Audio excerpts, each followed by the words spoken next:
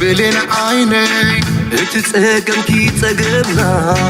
اتراهو غيره وانا بحبر كوينا ركخي السلام نمعبالغي آلنا آلنا آلنا أبقى نزيد آلنا آلنا آلنا أبقى نزيد وانا حرائريته ودم بسا وعرزين وعلان تمسك فقير كاي تمسك عول كبري ممالي صوت بره هقروي فقري بعرزين وعلت بعرزين مويح اريتراوي اريتراوي اريتراوي بويت حقروي مسطاينو خبلكي مسنعد ميناتنا أنا خمحتنا دين سقيقة مفارنا تتقلقلنا الروح صحي عالم تراعنا الروح نتأمل له زعنا إما حد زنتقلا ناتنت مسطاي ناتنت مسطاي ببرخ زبيتوس وينكنا بريد معباي عدي عدي عدي بلين عيني عدي عد وفري صاصن سبين ما تسلمعي عدي عد صعري عدي انكو قلبي تشاع ترسي عدي وليلا عدي صندوق قالسي عدي ورق قرسي عدي معرفة نسخة مزلنا مع السفاديك مع بكي تفدري مع السفاديك وقت خيتري بحرق يزنيو تبنزلي بحرق يزنيو تبرخ عن زللي مسبقي خايو مسبقي خايو مشكوري خايو زقيات زقيزي متراري خايو زحم كل جيزي مزح في معبل كما ترازي بحوت حي فرصة سلام تخطاتلت نايز channel كما يتخونوا تبوكت كونوا ناي وتر تمنيتنان بحقنانيو لومون كم وتروا قداسن وانا وانت حستوتات حزنا لكم متسينا لنا سامو داتا نايز مدام سانا كتصنعوا بخبرنا قدمكم ازيو مساتنا قداسن تحستوتات حزنا لكم متسينا لنا لايك ناقبركم نعم مدبنا جوين كتكبروا بتحتنا نحطوكم ناتكم دقف نزي channel ازيو قداسو سلوزخوني لايك مقبارا يتبقاغو لومي نعاخيا تحفتي نعاخيا لايك مقبار كي ترسعي نعاون مزخخاري كفاكانيو لايك ناقبرنا لنكنا ارقصنيا انتي لايك ابزي حزلو تلهم I don't know سلامتاي كم مزوزلو ايتردان زغوني حبيتو كتب لزلك خويني سمعني anyway today we are going to see something very interesting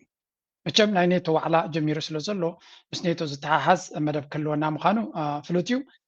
بزني جمر دونالد ترامب قرب طفي لقني ناينات نت دوغلو دوناي 350 كبل تمليسنا له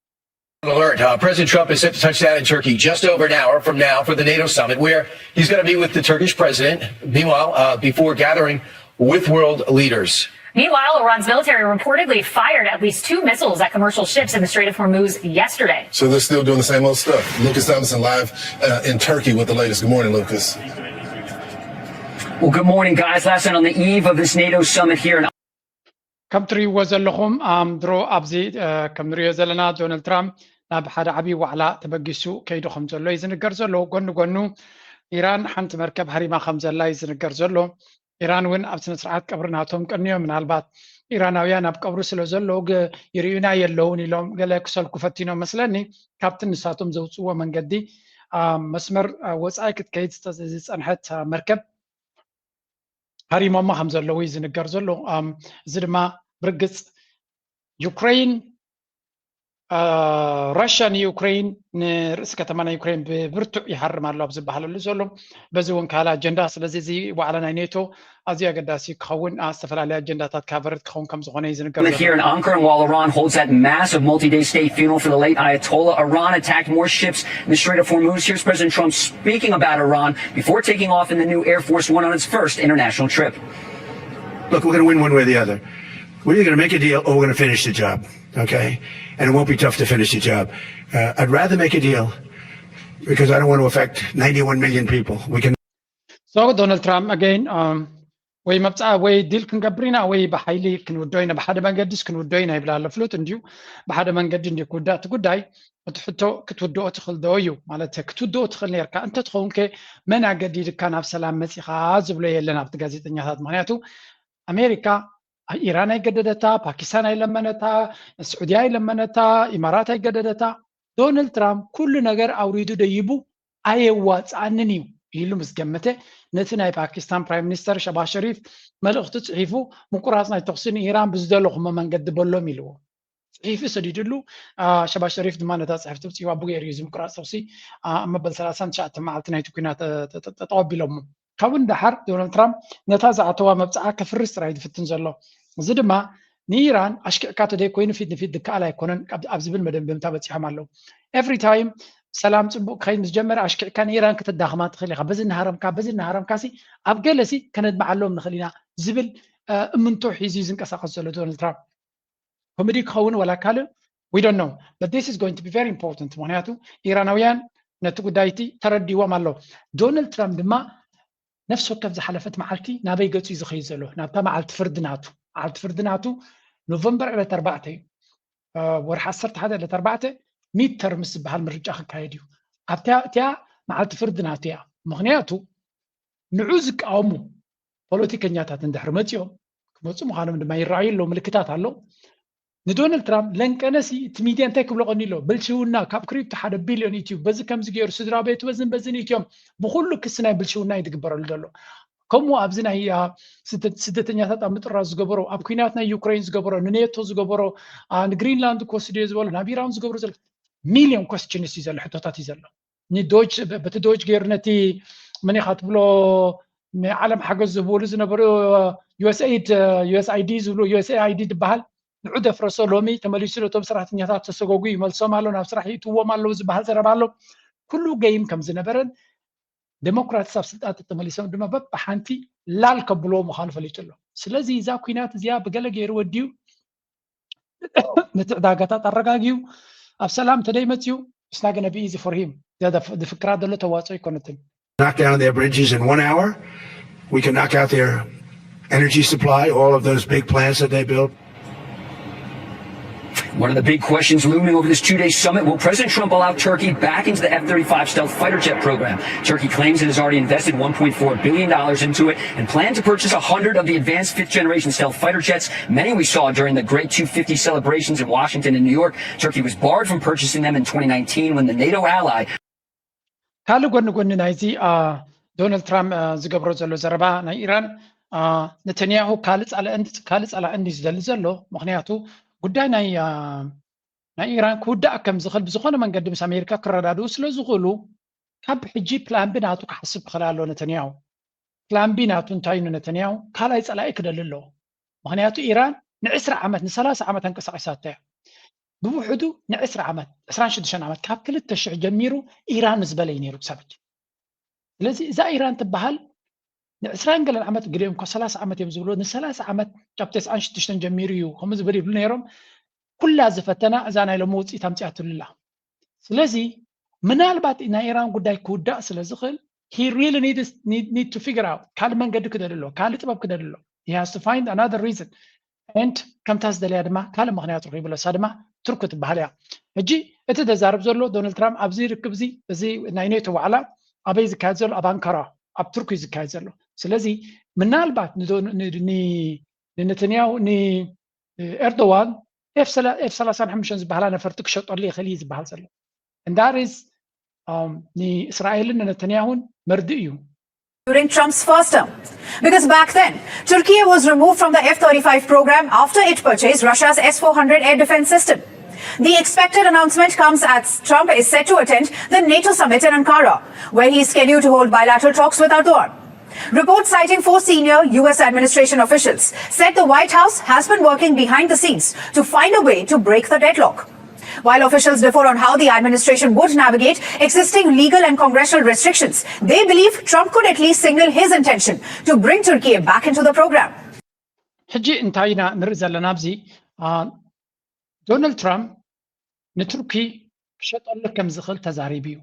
ነዘን F-35 ዝበሃላ ንቱርኪ ኣካል ናይ ኔቶ ስለ ዝኾነት ሓያል ወታደራዊ ዓቕሚ ዘለዎ ሃገር ስለ ዝኾነት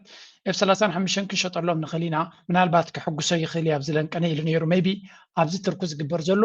ዲል ፈሪሙ ክኸይድ ይኽእል ኸውን ሕጂ ኩሉ እዚ ዘረባ ክንሰምዕ ከለና ብጥርሑ ዝበዳ ይመስለኩምን ላይክ ብጥርሑ ድህቦም ዘለዉ F-35 ኣይመስልን ነው ቢልዮንስ እዩ ዋግኡ ስለዚ ነቲ ቢልዮንስ ገንዘብ ሃሌካው ነታ ኣፅዋራ ይሸጡልካን እዮም ዝፈትውኻ እንተኮይኖም ተተኣማምኖም እንተኮይንካ ጥራዩ ነተንያሁ ድማ ሻፈረ ይብላሉ እዚ ኣፅዋር እዚ ከይሽየጥ ናብኦም ማለት እዩ ግድን እዚ ክተርፍ ክኽእል ኣሎ ምክንያቱ ኦፍኮርስ ኣብቲ ዞባቲ ዝሓየለ ወታደራዊ ዓቕሚ ኣነ ክኸውን ዘለኒ እስራኤል ክኸውን ዘለኒ F-35 ድማ ንሕና ጥራይ ክልወና ዘለዎ ዝብል እምነት እዩ ዘለዎ በዚ መልክዕ ሪጂናል ፓወር ኣብቲ ዞባት ሓያል ክኸውን ድሕሪ ኮይኑ ስዑድያ ክትገዝኦ ኣብ ዘለየትሉ ዶናልድ ትራምፕ MBS ወይ ከዓ ንስዑድያ ክሸጠልኩም እየ ዝበለሉ እስራኤል ከተጉርያ ኣደልያ ነይራ እንተወሓደ ከም ናትና ዓይነት ነፋሪት ክሸጠሎም የብላን ኣብ ዝብል ድማ ዶናልድ ትራምፕ ዳርጋ ኣሚኖሞ ይበሃል ነይሩ ሕጂ ድማ ንቱርኪ ክበኩም እዮም ዝበሎም ነተንያሁ ጨርቁ ክድርብ ደሊሎ ብርግፅ ፕሮፓጋንዳ ናቱ ድማ ሚድያታት ነቲ ንሱ ዝደልዮ ዘሎ ኣጀንዳታት ክገብርሉ ጀሚሮም ኣለዉ ክርዮ ኢና ብሓፈሻ ዶናልድ ትራምፕ ነተንያሁ መፈራርሂ እውን ክኸውን ይኽእል ዝጥቀመሉ ዘሎ ብሕጂ ክርአ ኣብዚ ምናልባት ነተንያሁ ዝበሎ ክንሰምዕ እሞ F-35 program. Turkey's President Erdogan has had harsh words for Israel in recent years. Since the October 7th massacre, today Israel is currently the only country in the Middle East that operates F-35s. Turkey is a great country, but it's governed by a man who calls openly for the annihilation of Israel. I don't think they should be given F-35s or the engines for their fighter jets because that'll upset the power balance in the Middle East, which is ultimately guaranteed by Israeli air superiority and also by, I think, by America's posture in the Middle East. ከም ትሪእዎ ዘለኹም እንታይ ይብል ኣሎ ባሻይ ቱርኪ ዓባይ ሃገር እያ ወይ ከዓ ሓያል ሃገር እያ ግን ሓደ ፅሉል ዝኾነ መራሒ ዘለዋ ኤርዶዋን ዝበሃል ናይ እስራኤል ጥፍኣትን ውድቀትን ዝምነ ስለ ዝኾነ F-35 ክወሃቦም የብሎምን ምክንያቱ F-35 ድሕሪ ሂብኩሞም ነቲ ዘለና ዓቕሚ ወይ እውን ፀብለልትነት ሪጂናል ባላንስ ከበላሹ ስለ ዝኽእል ብጀካና ካልእ ክህልዎ የብሉን እዘን ነፈርቲ ኩናት እዚኣተን ንሕና ጥራይና ክንውንነን ዘለና ምእንታ ንጎብለል ኮይና ከም ድሌትና እናፈራርህናን እናሃረምናን እና ጨፍጨፍናን ክንቅፅል ስለንደሊ ዘለና ብምባል ይመልስ ኣሎ ነተንያሁ ተዛረበ ዘሎ ሓቂ እያ ከመይ እያ ዘላ ክሳብ ሕጂ ኣሜሪካ ነዚኣ ክትቅይራ ትፍትን ዶ ሜቢ ኣምና ሹር ግን ነተንያሁ ድሕሪዛ ዋዕላ ናይ ኔቶ ተብተብ እናበል ኣሜሪካ ከይዱ ንዶናልድ ትራምፕ ኩሉ ኣብዛ ኔቶ ዝተሰማምዓ ንዑ ዝምልከት ዘበለ ኩሉ ከቐይሮ ከፈራርህ ዲ ክልምን ንኣሜሪካ ክኸይድ ምዃኑ ተነጊሩ ኣሎ ስለዚ እዘን F-35 ከይትሸጡሎም ምክንያቱ ተሸጥኩምሎም ቱርኪ ሓያል ሃገር ክኸውን ዝኽእል እዩ ዝብል ዘሎ ብዓብዩ ሕማቕ ዝገብር ዘሎ መንግስቲ ንሕማቕ ድማ ስኽፍ ዘይብሎ ድሕሪ ዘይብል ሃገር እናመርሐ ከሎ ንሱ ንባዕሉ ናይ ካልኦት ዘረግትን ኣባላሸውትን ኣለዉ ይብላሉ ድሓርካስ ትርኩስ ናይ ሃገር እያ ሓፍኮፍ ክትብል ተራእያ ድሌታት ክህልዋ ይኽእል መደባት ክህልዋ ይኽእል ሕልሚ ክህልዋ ይኽእል ግን ነቲ ዞባቲ ብየማንን ፀጋምን ዘቃፅሎ ዘሎ ባዕሉ ነተንያሁ ዝመርሖ ዘሎ መንግስቲ ስለዚ ሓባል በልያ ከይተቐድመኪ መዓልታዊ ኢና ንሰምዖ ዘለና እዚ ጉዳይ እዚ ብልቲ ዶናልድ ትራምፕ ክቦ ድዩ ኣይቦን እዩ ካልእ ኣርስቲ ኮይኑ ከምቲ በብዙሕ ወገን ዝዝረብ ዘሎ እዩ ስለምንታይ ግን እቲ ናይ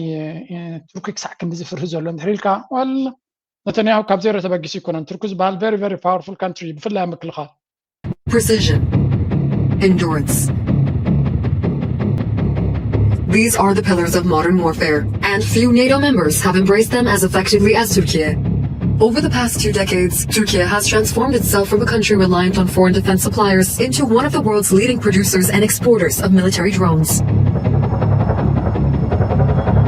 Today, Turkish-made UAVs are not only protecting the country's borders, they are also helping shape how NATO thinks about future warfare. ከም ትሪእዎ ዘለኹም እዚ ናይ ቱርኪ ቴክኖሎጂ ኣብ ኔቶ ኣዝዩ ኣገዳሲ ኮይኑ ዘሎ ኣብዘን ዝሓለፈ 10 ዓመታት ቱርኪ ካብ መጠን ንላዕሊ እቲ ዲፈንስ ኢንዱስትሪ ናቶም ከም ዘስፍሕዎ ካብ ነዊሕ ርሕቀት ክኸዳ ዝኽእላ ድሮናት ጀሚርካ ስትራቴጂካዊ መጥቃዕቲ ክገብራ ዝኽእላ ስለያ ክገብራ ዝኽእላ ሕጂ ድማ ነቲ ናይ ድሮን ፕሮግራም ናብ ጀትስ ፕሮግራም ቀይሮም ኣለው መራኽብ ኩናት በሎም ትርኪ ክነዓቕ ዘይክእል ገጅፍ ሓይሊ እዩ ለለ ኩሉ ድማ ናይ ኢራን ቴክኖሎጂን ብቅዓትን ምስ ረኣዩ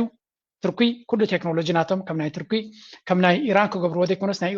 ናይ ኢራን ሞዴል ምኽታል ኣገዳሲ ክኾኖም ስለዚ ትርኪ ንኢራን ነቲ ንሶም ክኾንዎ ዝደልዩ ኢራን ብተግባር ኣርእያቶም ኣላ እንታይ ማለት እዩ ካብ ኣሜሪካ ዘይመፅእ ኣፅዋር ናትካ በዓልካ ክተፍሪ ምኻል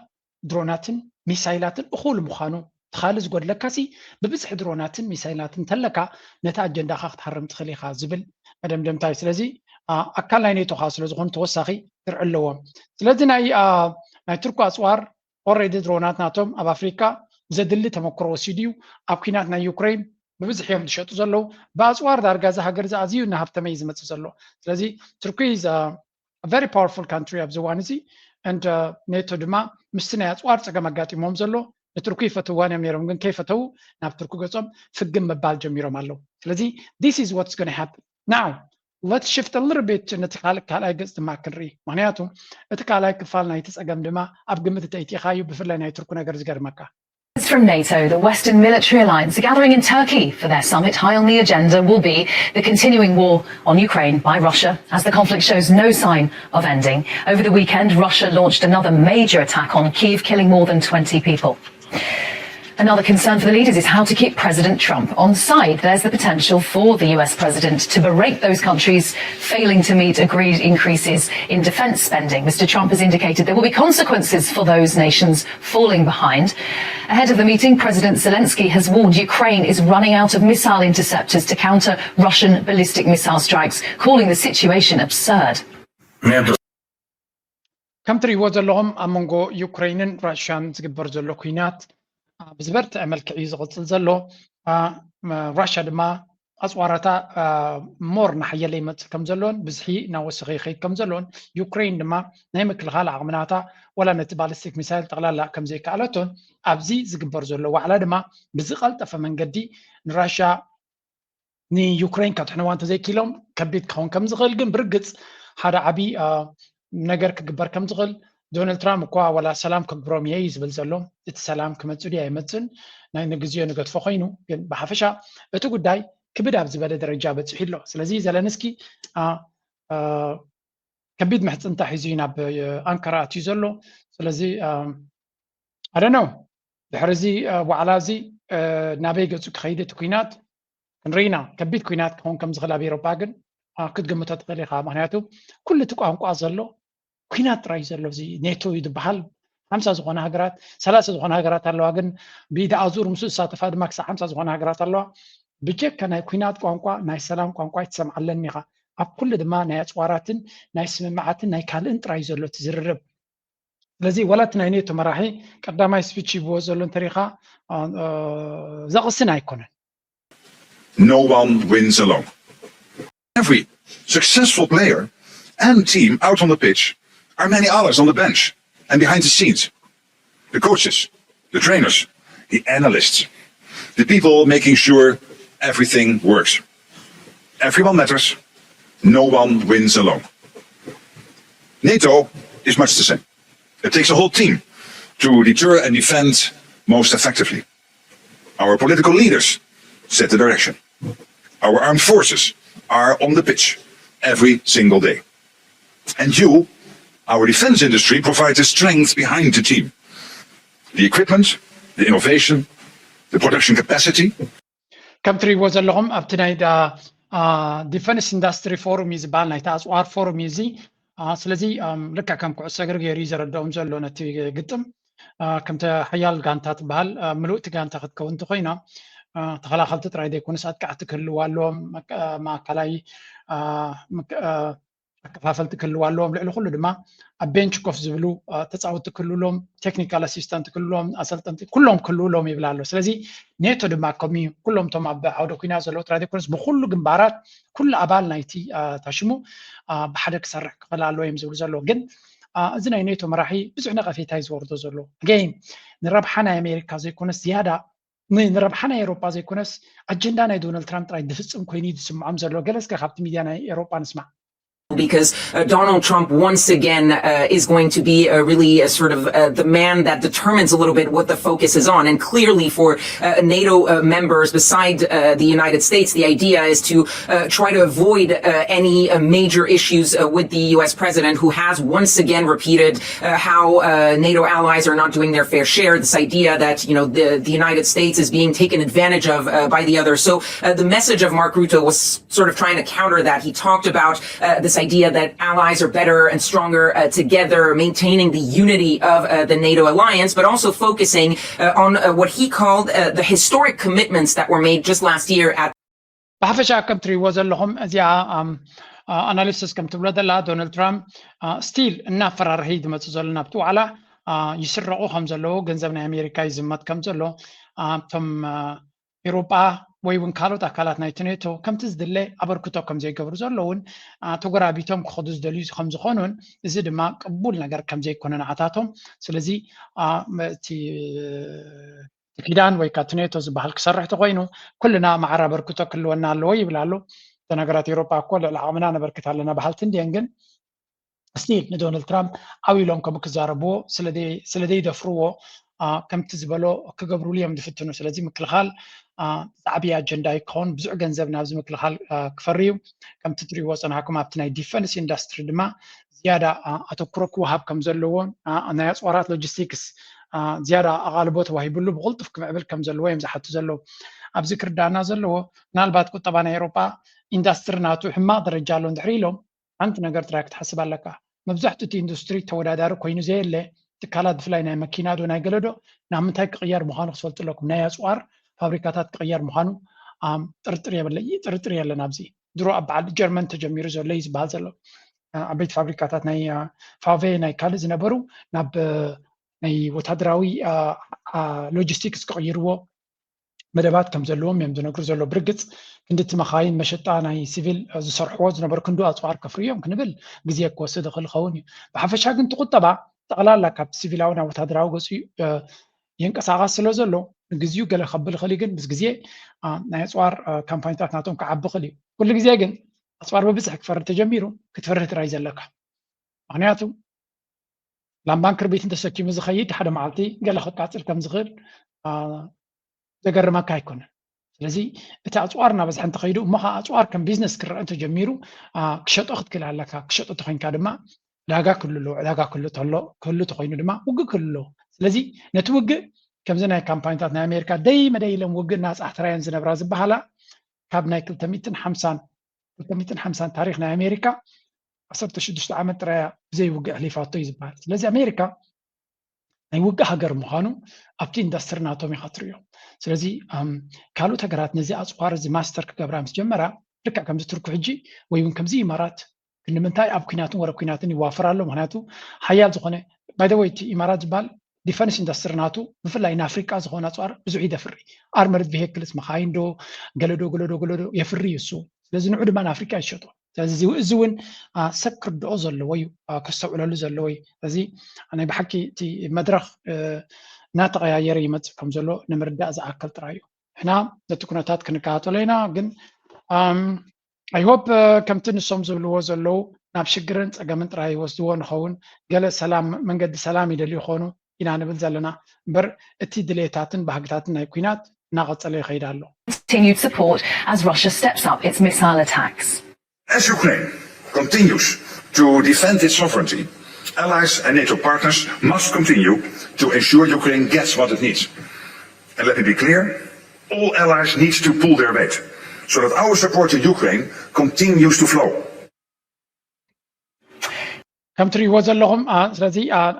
ንዩክሬን ንምሕጋዝ ኩሉ ዝከኣለና ክንገብር ኣለና እዮም ዝብሉ ዘለው ዩክሬን ከቢድ ዝኾነ ፈተና ይገጥማ ስለ ዘሎ ንዩክሬን ንምሕጋዝ ብዙሕ ነገር ይግበር ኣሎ እዚ ዋዕላ ናይ ኔቶ ድማ ኣካል ናይቲ ብዙሕ ክገብርዎ ዘለዎም ዝበሃል ዘሎ እዩ ብርግፅ ኔቶ እቲ ናቶም ኣብ መንጎም ዘሎ ፀገም ፈቲሖም ይቕፅሉ ድኸውን ዝብል ሕቶ ነዚ መራሒ ናይ ኔቶ ቀሪብዎ ነይሩ እዩ ስምዕዎ ኣብዚ እንታይ ክገብር ክልኸው Partners to ensure the freedom and security we all hold dear. Thank you. All right, and now we'll head to questions. We'll start over here, fifth row towards the end. Robertson from CNN. Thank you very much for good afternoon, and thank you for taking the questions. Sir, since the Hague summit, President Trump has very heavily hinted that he'd like to annex Greenland. He's very heavily chastised NATO allies for not being on the front line enough in Afghanistan. And Iraq has been upset that NATO allies have not stepped up and provided the support that he was hoping for around Epic Fury, the United States and Iran war. What sort of tone is this summit going to have, and how hard is it in the light of that to project this consistent tone of unity and strength? ባፈሻ እንታይ ኢሉ ዝሓቶ ዘሎ ናይ ሲኤንኤን ኒክ ሮበርትሰን ዝበሃል ጋዜጠኛ እዩ ዶናልድ ትራምፕ ወይ እውን ኣሜሪካ ብፍላይ ዶናልድ ትራምፕ ብናይ ኔቶ በብዙሕ መንገዲ ምስ ሃገራት ኤውሮፓ ክሰማማዕ ይፀንሐን ሃረካቡ ናይ ግሪንላንድ ጉዳይ ኣሎ ፈኸም እናበለ ዝቕፅል ዘሎ ዘይምርድዳእ ኣብ ልዕሊኡ ድማ ኣብ ኢራን ዝበገሶ ኩናት ኤፒክ ፊሪ ዝበሃል ኤውሮፓ ከምቲ ዝድላይ ተሓባበርዎን ጥራይ ዘይኮነስ ጠቕላላ ኣንጻረይ ከይዶም ዝብል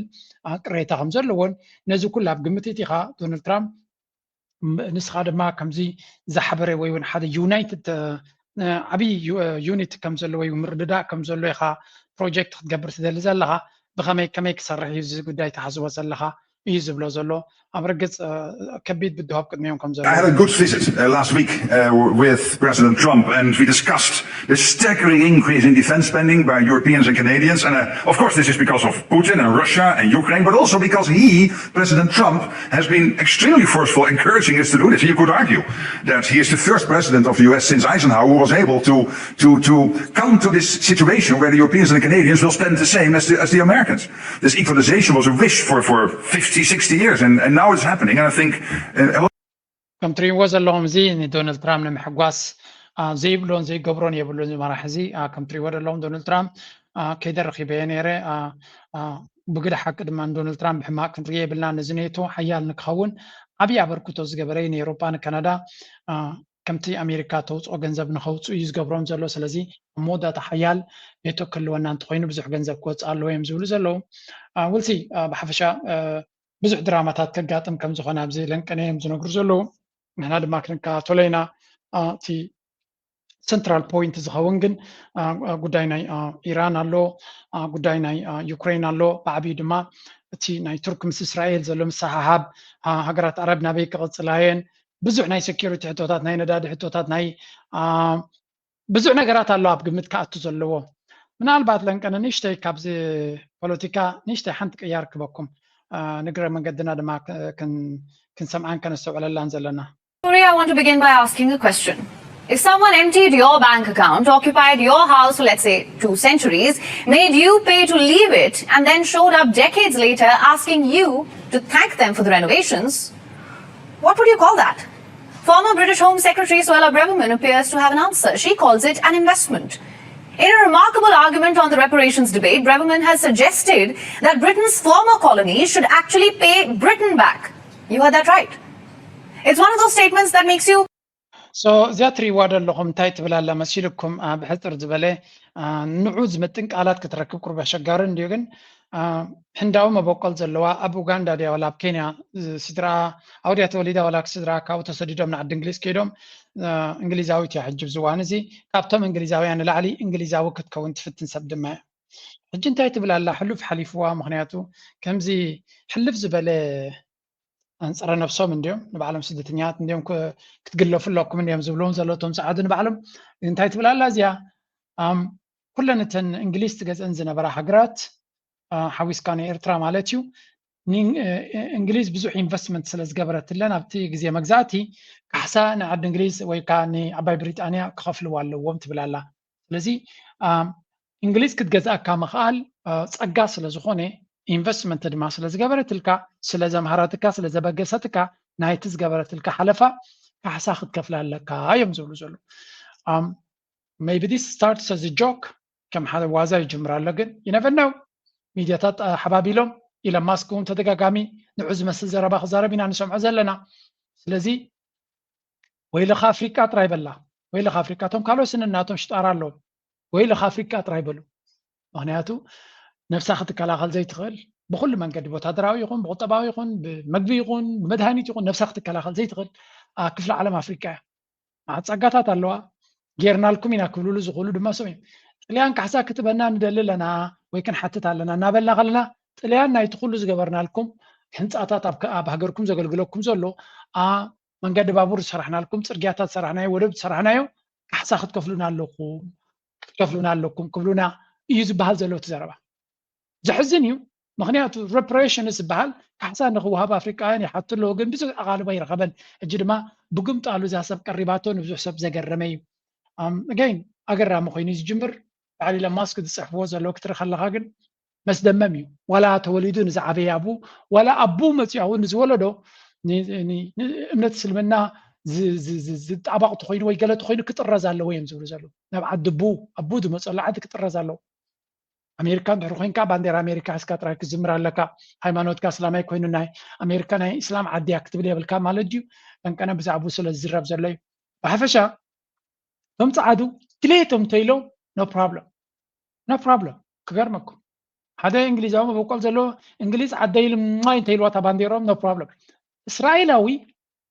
እታ ሕግናቶም ኣበያ ትፈርስ መሲልኩም ኣሜሪካዊ እስራኤላዊ ገንዘቡ ኣብ ውሽጢ ኣሜሪካ እናገበረ ወይ እውን ኣብ ኣሜሪካ እናተቐመጠ ኣብ እስራኤል ከይዱ ንሰራዊት እስራኤል ይዋጋ እዩ ሽዑ ትውግእ ምስ ወደአ ድማ ኒውዮርክ ተመሊሱ ኣብ ስርሑ ይቕፅል እዚ ከም ጌጋን ገበንን ኣይርይዎን እዮም ሓደ ኤርትራዊ ሃገሩ ከይዱ ስድሩ ሰላም ኢሉ እንተተመልሰ ግን ከምዚ ፀረ ኣሜሪካ ገይሮም ክቆጥርዎ እዮም ዝፍትኑ ክልቲኦም ሓደ እዮም እስራኤል ዝበሃል ሃገር ኣሎ ኤርትራ ዝበሃል ሃገር ኣሎ ክልቲኦም ድማ እቶም ህዝቢ ተሰዲዶም መፅኦም ኣብ ኣሜሪካ ይነብሩ ኣለዉ ግብሪ ይኸፍሉ ኣለዉ እቲ ዳብል ስታንዳርድ ዘሎ ናቶም ከመይ እዚ ንእስራኤላውያን ዝነቀፍ ሕጊ የውፅኡን እዮም ንኻልእ ስደተኛ ግን ኩሉ ግዜ ከፀልልዎ እዮም ዝደልዩ እዚ በዓል እዚኣ ድማ መጋበርያታት ስለ ዘለዉ ሓንቲ ካብቶም መስደመም ዝኾነት ፖለቲከኛ እዚኣ ከምኡ ስለ ዝበለት ድማ ኣብቲ ላዕሊ የጣቅዑላ ኣለዉ ኢንፋክት ናይ ውሽጣዊ ሓላፊት እያ ነይራ ኣብቲ ናይ ኮንሰርቫቲቭስ ኣብ ስልጣን ከለዉ ካብ ስልጣና ዝተባረረት ሰብ እውን እያ ነይራ ብዝኾነ ሕጂ እውን ክምለሱ ምዃኖም ስለ ዝንገር ዘሎ ዘረባታት እዚ ሰሚዕኩም እንተፀናዕኩም ፅቡቅ እዩ ናው let's go back to ኣብቲ ናይ ኢራን ኩነታት ንመለስ As I mentioned off the top last night, Iran attacked commercial ships transiting southbound in the Strait of Hormuz using the channel off the coast of Oman. This is the preferred passage by the U.S. military to get commercial ships out of the Persian Gulf. Last night, an LNG tanker from Qatar was hit while making this passage coming from the largest natural gas reservoir on Earth. Now, there are many other issues to discuss at this NATO summit, guys. Ukraine, also defense. ብሓፈሻ ከምዚኣ ትሪእዋ ዘለዎም እዛ መርከብ ሓንቲ መርከብ ኣብ ከባቢ ዖማን ተፀጊዓ ክትወፅእ ከላ ኢራን ከም ዝሓረመታ እዮም ዝነግሩ ዘለዉ እዚ እውን ኣዛረባ ርእስቲ ኮይኑ ኣሎ ድሮ ጉዳይ ናይ ኢራን ናይ ኣሜሪካን ለንቀነ ምስ ስነ ስርዓት ናይ ቀብሪ ዝካየድ ዘሎ ቁሩብ ዘሕትል ኢሉ ኣሎ ግን at any point ፍላሽ ፖይንት ኮይኑ ክምለስ ዝኽእል ኣጀንዳ ምዃኑ ኩሉ ሰብ ክግምቶ ዘለዎ እዮም ዝብሉ ዘለዉ this is going to come back and ድሮ እቶም ፀረ ኢራን ዝብልዎ ዘለዉ ስምዑ But let's start with Iran and where you think we are right now. Well, certainly, we're in the beginning stages of a major diplomatic effort here. Likely the clock is running for 60 days, but I don't think we'd be surprised if it went beyond 60 days. The Iranians are masters at negotiations and extending negotiations beyond the terms and deadlines of it. So yes, what has happened here obviously is the military objectives were overtaken by political and economic objectives. That became the priority, given oil and gas prices, and that produced the phase that we're in. President Trump is trying to accomplish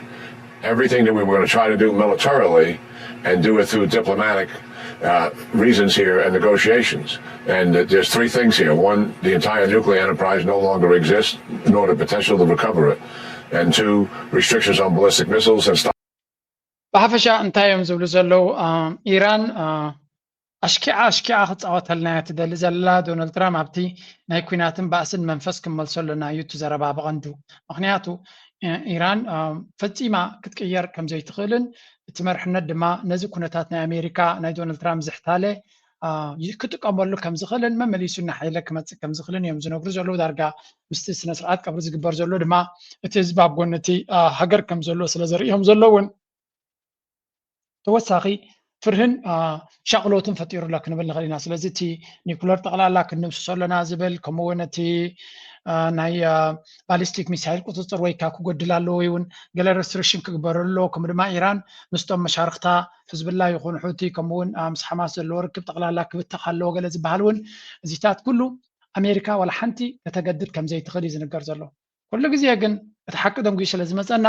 ኢማራት ነዊሕ እዋን ዝሓበአቶ ካብ ኢራን ዝወረደ ሓደጋ ክወፅእ ጀሚሩ ኣሎ Everywhere. Videos of Iranian drones and missiles slamming into the UAE posted online by terrified Dubai influencers. Then, suddenly, they disappeared, replaced by what amounted to government propaganda alongside images of the Emir and his family. No country was targeted by more attacks during the Iran war than the UAE, and no country did more to try and hide the result of those strikes from the outside world. We spoke with Bellingcat researcher Sebastian van der Meersch, and we're going to show you everything the Emirates didn't want you to see.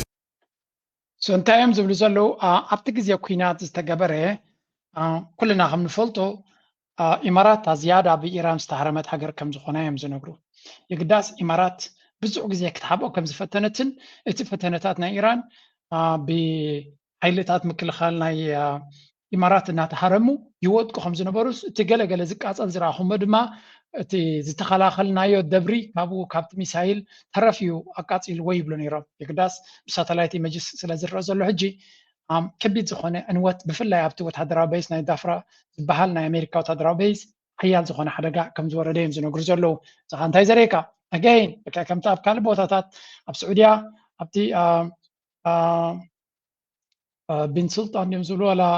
ናይ ኤርቤዝ ናይ ሱልጣን ፕሪንስ ሱልጣን መስለኒ ዝበሃል ናይ ስዑድ ዓረብ ዝወረደ ሓደጋ ከምኡ እውን ኣብቲ ዕልቤድ ድብልዎ ናይ ቀጠር ናይ ጆርዳን በሎ ከምኡ እውን ናይ ባሕሬንን ኩዌትን ዝወርድ ዝነበረ ሓደጋታት ኣብዚ እውን ከቢድ ሓደጋ ከም ዝወረደ እዮም ዘርእዩና ዘለዉ What we'll show is destruction that goes far beyond what the Emirates was willing to admit in public in what amounts to a comprehensive government cover-up. Join us as we investigate how well protected the UAE really was on this episode of Photo Evidence. ሕጂ ከም ትሪእዎ ዘለዎም ወላ ኣብዚ ከርእዩና ከለዉ ብዙሕ ነገራት ሃሪሙ ከም ዘሎ እዮም ዝነግሩ ዘለዉ እዚ እንታይ ዘርእየካ ኢማራት መንገዲ ክትቅይር ተገዲዳ ዘላ ካብ ዜሮ ተበጊሳ ከም ዘይኮነት ኢንፋክት ትሪእዎ ኣለኹም ናይ ነዳዲ ቦታ ናቶም እውን ከመይ ከም ዝሃረምዎ እዮም ዘርእዩና ዘለዉ ስለዚ ኣብ ብዙሕ ቦታታት ሓደጋ ከም ዘውረድሎም እዩ ዝንገር ወላ እውን ናብቲ ዝዓበየ ሆቴል ዝበሃል እውን እንተኾነ ከም ትሪእዎ ኣለኹም ኖርማል ነገር ዘይኮነሲ ዓብ ቦታ ከም ዝተሃረመን እታ ሆቴል ኣብዚ እዋን ዝተዓፅያ ናይ ዓመት ድዩ ናይ 2 ዓመት ፅገና ክትግበር እያ ክትበሃል ከሎ እውን ካብ ዜሮ ዝተበገሰ ከም ዘይነበረ እዮም ዘርእዩ ዘሎ ስለዚ ኢማራት በትሪ ናይ ኢራን ሲ ቀሊል ዘይኮነ ሓደጋ ከም ዘውረደሎም እዮም ዝነግሩና ዘለዉ ስለዚ ኢራን ዓቕምናታ ሳክት ከምቲ ኣድላይ ቦታ ይሃርሙ ይነበሩ ገለ ዝብልዎ ጌጋ ምዃኑ ካብ መዓልቲ ናብ መዓልቲ ንፅር ኣሎ ካልኣይ ግዜ ናብ ኩናት ከይምለሱ ዝፍራሕ ዘሎ ድማ ስለምንታይ ምዃኑ ክርዳእና ክኽእል ኣሎ እቲ ሓደጋ ኩለን ሃገራት ርየነኦ ኣለዋ ኣሜሪካ ድማ ሕጂ ካብቲ ቅድሚ ሕጂ ዝነበረ ኩናት ብፍሉይ ነዚ ቦታታት እዚ ከተጥዕነሉ ትኽእል ክትከላኸለሉ ትኽእል ዝኾነ ይኹን ቴክኖሎጂ ወይ እውን ዓቕሚ ዘማዕበለቶ የብላን ስለዚ ኩናት ተጀሚሩ መን ዝያዳ ክጉዳእ ከም ዝኽእል ምግማቱ ቀሊል ይኸውን Parked on the southeastern end of the northern runway, while the same area of the base also plays host to MQ-4 Triton and RQ-4 Global Hawks. These are long-range reconnaissance drones which are vital to gathering information on Iranian forces in the Strait of Hormuz and on the Iranian mainland. Al Dhafra is also protected by Patriot missile batteries and forms part of the UAE's wider Third Missile Defense Network, making it one of the most heavily defended military installations in the Gulf. Thousands of American troops are also stationed here. We believe several accommodation buildings are located here, near the refueling and surveillance. ከም ትሪእዎ ዘለኹም ኣብ ብዙሕ ግዜ እውን ሪፖርት ጌርና ኢና ኣብዚ ቦታ እዚ ዓብዪ ወታደራዊ ቤዝ ናይ ኣሜሪካ ምስ ምዃኑ ብዙሕ ድሮናትን ቴክኖሎጂታትን ከም ዝተሃረመን ከምኡ እውን ብዙሕ ሰራዊት ናይ ኣሜሪካ ዝቕመጠሉ ቦታ እዩ ነይሩ እንተኾነ እዚ ቦታታት እዚ ምስ ተሃረመ እቶም ሰራዊት ናበይ ከይዶም ናይ ኣሜሪካ ወታደራት ናበይ ከይዶም ንዝብል መልሲ ነጊሮምና ነይሮም እዮም ኣብቲ ኣብ ዱባይ ዘሎ ሆቴላት ክኣትዉ ጀሚሮም ብኡ መንፅር ድማ ኢና ነቲ ሆቴላት ክንሃርሞ ጀሚርና ኢለያ ኢራን ንሕና ሆቴላት ዝሃረምና ምክንያቱ እቶም ወታደራት ናይ ኣሜሪካ ኣብቲ ናይ ሲቪል ሆቴላት ክቕመጡ ስለ ዝጀመሩ ንዓታቶም ክንሃርም ኢልና ኢና ከድና ዝብል ዝነበረ ስነመጎት ካበይ መፅኡ እንድሕር ኢሎምኩም ኣብዚ ሕጂ ይበርሃልና ኣሎ እቲ በይዛት ስለ ዝሃረምዎ እቶም ሰራዊት ካብዚ ፋሒሎም ናብተን ሆቴላት ክኣትዉ ጀሚሮም ንኣብነት ኣብ ባሕሬን ሓደ ዓቢ ሆቴል ፕላሳ ሆቴል ዝበሃል ዓቢ ሆቴል ከም ዝተሃረመ ነጊሮም ኢራን ስለምንታይ ንዑ ሃሪምኩም ናይ ሲቪል ገዛ ምስ በልዎም ወታደራት ናይ ኣሜሪካ ኣብቲ በይዝ ሃዲሞም ኣብኡ ኣብቲ ኦፊሳት እናተቐመጡ ወታደራዊ ስርሖም ይሰርሑ ስለ ዝነበሩ ኤግዛክትሊ ኣበይ ከም ዘሎ ፈሊጥና ኢና ሃሪምና ኢሉ እጂ ኣብቲ ዋነቲ ዝተጋነነ ዘረባ ይመስል ነይሩ ሎሚ ክንደይ ግዜ ሕልፍ ኢልና ንነዊሕ እዋን ሕልፍ ኢልና ክንጥምቶም ዝጀመርና ግን maybe they are right ክንብል ጀሚርና ኣለና እዚ እቲ ሓደ እዩ ካልኣይ ኣብ መንጎ there was this story where was this ደሓን ፅንሂላ ከምፃልኩም እቲ ዘሎ ኩነታት በተኻሊ እውን ክንሪኦ ስለ ዝኾነ እዚ ሓደ ካብቲ ታሪኻዊ ፍጻሜ ዝበሃል ዘሎ እዩ ወላ ሓንቲ ህረም ኣይነበረን ዝበሃል ዝነበረ ኩሉ ሓሶት ምዃኑ የርዩና ኣለዉ ኢራን ነዚ ሓይልታት እዚ ከቢድ ሓደጋ ፈጢራ ብምህላዋ እዞም ሃገራት ዓረብ ሕጂ ናበይ ገጾም ክኸድዮም ዝብል ዘረባ እዩ ዝመፅእ ዘሎ what is next for them እንታይ እዮም ክገብሩ ተሳንዮም ድዮም ክኸዱ ወይስ ሕጂ እውን ተገምጢሎም መፅዮም ከምቲ ቅድሚ ኩናት ዝነበረ ኩነታት ንሓትሕዶም ክገራጨውሉ ዝኽእሉ ካልእ መንገድታት ከናድዩሉ ዝኽእሉ እንታይ እዮም ክገብሩ ንዝብል ከዓ ብሕጂ ክንሪኦ ኢና ስለዚ ኢማራት ናብቲ ምስ ኢራን ዘለዎ ዝምድናታት ክትፈትሕን ካልኣይ ግዜ ናብ ኩናት ከይምለስን ትገብሮ ዘላ ፃዕሪ ካበይ ከም ዝብገስ ኣብሪሂናልኩም ኣለና ብድሕሪ ሕጂ ዝመፅእ ድማ ኩሉ ናባኻትኩም ክንብሎ ክንፍትን ኢና ብዚ ኮይኑ በቲ ሓደ ነገር ጥራይ ክበርሃልካ ዘለዎ እዚ ዘለናዮ መድረክ ከቢድ መድረክ ምዃኑን እቲ ኩናት ዝሓለፈ ድማ ከምቲ ዝድለ ዝኣክል ሓበሬታ ከም ዘይተዋሃበናን ሸፈፍ ኢሎም ዝሓልፍዎ ዝነበሩ ኩነታት ሕጂ እናበርሀ ይመፅእ ኣሎ ኢራን ድማ ኩናት ትደልል ክንብል ኣይንኽእል ኢና ግን ዓቕምናታ ኣፍሊጣ ኣላ ብሕጂ ክመፅእ ዝኽእልታት ከም ዝገብሩ ነጊሮሞም ኣለዉ እዚ ኩሉ ናብ ቀርኒ ኣፍሪካ እንታይ ፅልዋ ኣለዎ ንዓና ከም ኤርትራ ከባቢና እንታይ ፅልዋ ከም ፃልና እዩ ንዝብል ድማ ኔክስት ቶፒክ ናትና እሱ ክኸውን ምክንያቱ ፈታውን ፀላእን ክዛረበሉ ዝውዕልን ዝሓድርን ዞባ ስለ ዘለና ላይክ ምግባር ኣይትረስዑ ሕጂ ናብ ዞባና The reality of Eritrean skepticism. To understand why many Eritreans are skeptical about economic integration with Ethiopia, we have to understand history. For decades, relations between the two countries have been marked by conflict, mistrust, and disappointment. Many Eritreans believe that successive Ethiopian governments and political elites have viewed Eritrea not as an equal partner, but through historical narratives and political ambitions that often conflict with Eritrea's own national interests. Whether one agrees with this assessment or not, the perception itself is very real. And perceptions matter. Trust, once broken repeatedly, becomes extremely difficult to rebuild. This is why many Eritreans no longer wish to place their hopes in political changes inside Ethiopia. They simply want Eritrea to focus on Eritrea. Exactly. እንታይ እዛ ቪድዮ ፅቡቕቲ ቪድዮ እያ እንታይ እዮም ዝብሉ ዘለዉ ኤርትራ ምስ ኢትዮጵያ ዘለዋ ኣብ ኢትዮጵያ ዘለዋ መረዳእታ ህዝቢ ኤርትራ ኣብ ልዕሊ ኢትዮጵያ ዘለዎም ዘይምትእምማን ከምኡ እውን ብዓይኒ ጥርጠራ ምጥማት ገለገለ ሰባት ከምዚ ፓራኖያ ከምዚ ኣብ ፀገም ክትነብር ናይ ምድላይ ኣብ ሽግር ክትነብር ናይ ምድላይ ባህጊ ዝመስል ኣሎ ወይ እውን ከምዚ ስቂልካ ኩሉ ግዜ ብዓይኒ ሽግር ጥራይ ምጥማት ወልፊ ከም ዘሎ ጌርካ ዘርኢ ኩነታት ኣሎ ግን ኤርትራውያን ብዓብዩ ኣብ ታሪኾም ዝረኣይዎ ነገር እንተለዎም እዛ ሃገር እዚኣ ኣሜንካ ክትገጥፋ ዘለካ ወይ እውን ተረጋጊእካ ክጥምታ ዘለካ ሃገር ከም ዘይኮነ ተረዲእዎም ኣሎ ኤርትራውያን ስለዚ ብዝተኻለ መጠን ኤርትራውያን ማለት እዩ ንደቡብ ገፅና ምጥማት ገዲፍና ብዙሕ ፅሑፋት ንሪኦ ንደቡብ ምጥማት ገዲፍና ንሰሜን ገፅና ንምብራቅ ገፅና ናብ ላዕሊ ገፅና ንጠምት ንደቡብ ገፅና ጥራይ ኣይንጠምት ብዝተኻለ መንገዲ ድማ ኤርትራ ናብ ኤርትራ ጥራይ እንተተተኩር ዝብሉ ኣዝዮም ብዙሓት እዮም እዚ ሕጂ ከፊላዊ ሓቅነት ኣለዎ ናብ ኤርትራ ጥራይ ከነተኩር እንተንኽእል ዝብል ግን ናብ ኤርትራ ጥራይ ምትኳር ካብ ፀገም የጥዕናካ ማለት ኣይኮነን ቨሪ ኢምፖርታንት ስለዚ ነቲ ክውንነት ረጊፅካ እቲ መንግስቲ ሲ ኣብ ውሽጣዊ ጉዳዩ ጥራይ እዩ ዘይገብር ትብሉ ሰባት ሰማም ኢኻ ውሽጣዊ ጉዳዩ ክገብር ኣነ እውን የተባብዕ ኣብቲ ውሽጣዊ ጉዳይ ዝያዳ ኣተኩሮ ጌርና ክንሰርሕ ኣነ እውን ይደሊ ትሕቶ ግን ንሕና ስለ ንቕስቅሶ ዘለና ዝመፅእ ፀገማት የለን ኣብዚ ከባቢና ኢትዮጵያ ባዕላቶም ፀገም ዝደልዩ ዋላ እቲ ፊሎዞፍናቶም ዋላ እውን እቲ ሃገራዊ ረብሓና ዝብልዎ ዘለዉ ንኤርትራ ውሒድካ ናይ ኤርትራ ነገር መንጢልካ ዝግበር ነገር ምዃኑ ክትፈልጡ ኣለኩም ኣብ ኤርትራ ዝኾነ ይኹን ተቃዋሚ ንኤርትራ ክመቕላዮ ዝብል የለን ወይ እውን ኤርትራሲ ንኢትዮጵያ በታቲነ ንናተይ ቁሸት ክገብራ እየ ንዝብል መንግስቲ ኤርትራ ደጊፉ ይፈልጥ ኣይፈልጥን ምልክት ሕቶ ክትገብሩ ትኽእሉ ኢኹም ኢንፋክት ኤርትራውያን ብዙሕ ግዜ መንግስቲ ኤርትራ ኢትዮጵያ ንኸይትበታትን ሓድነታ ሓልያ ሓንቲ ሃገር ኮይና ንክትቅፅል እቲ መንግስቲ ዝያዳ ንዑ ዝሰርሕ መን ይብል ነይሩ ብዛዕባ እዚ ካብ ህያደግ ካብ ህወሓት ንላዕሊ ንኢትዮጵያ ንክትቅፅል ዝሰርሐ መንግስቲ ኤርትራ እዩ ዝብሉ ዝነበሩ እኮ እዞም ናይ ሎሚ ብልፅግና ንኤርትራ ብኣውዒሎም ብኣ ዝሓድሩ ዘለዉ እዮም ስለዚ እዚ ነገር እዚ ከመይ ክኸውን ዘለዎ ንዝብል ንምንታይ እዩ ኣብዚ ጉዳይ ንድሕሪት ተመሊስና ንዝብል ምክንያቱ ኩሉ ግዜ ኣብ ታሪክ ተመሊሶም ክቅስቅሱና ስለ ዝመርፁ ሻዕቢያና ወያኔና ሱዳን እንኳን ሻዕቢያና ወያኔና ሱዳን ሌላም ቢጨመር በኢትዮጵያ ሉዓላዊነት ቅንጣት ታክል ስጋት የለም ቅንጣት ታክል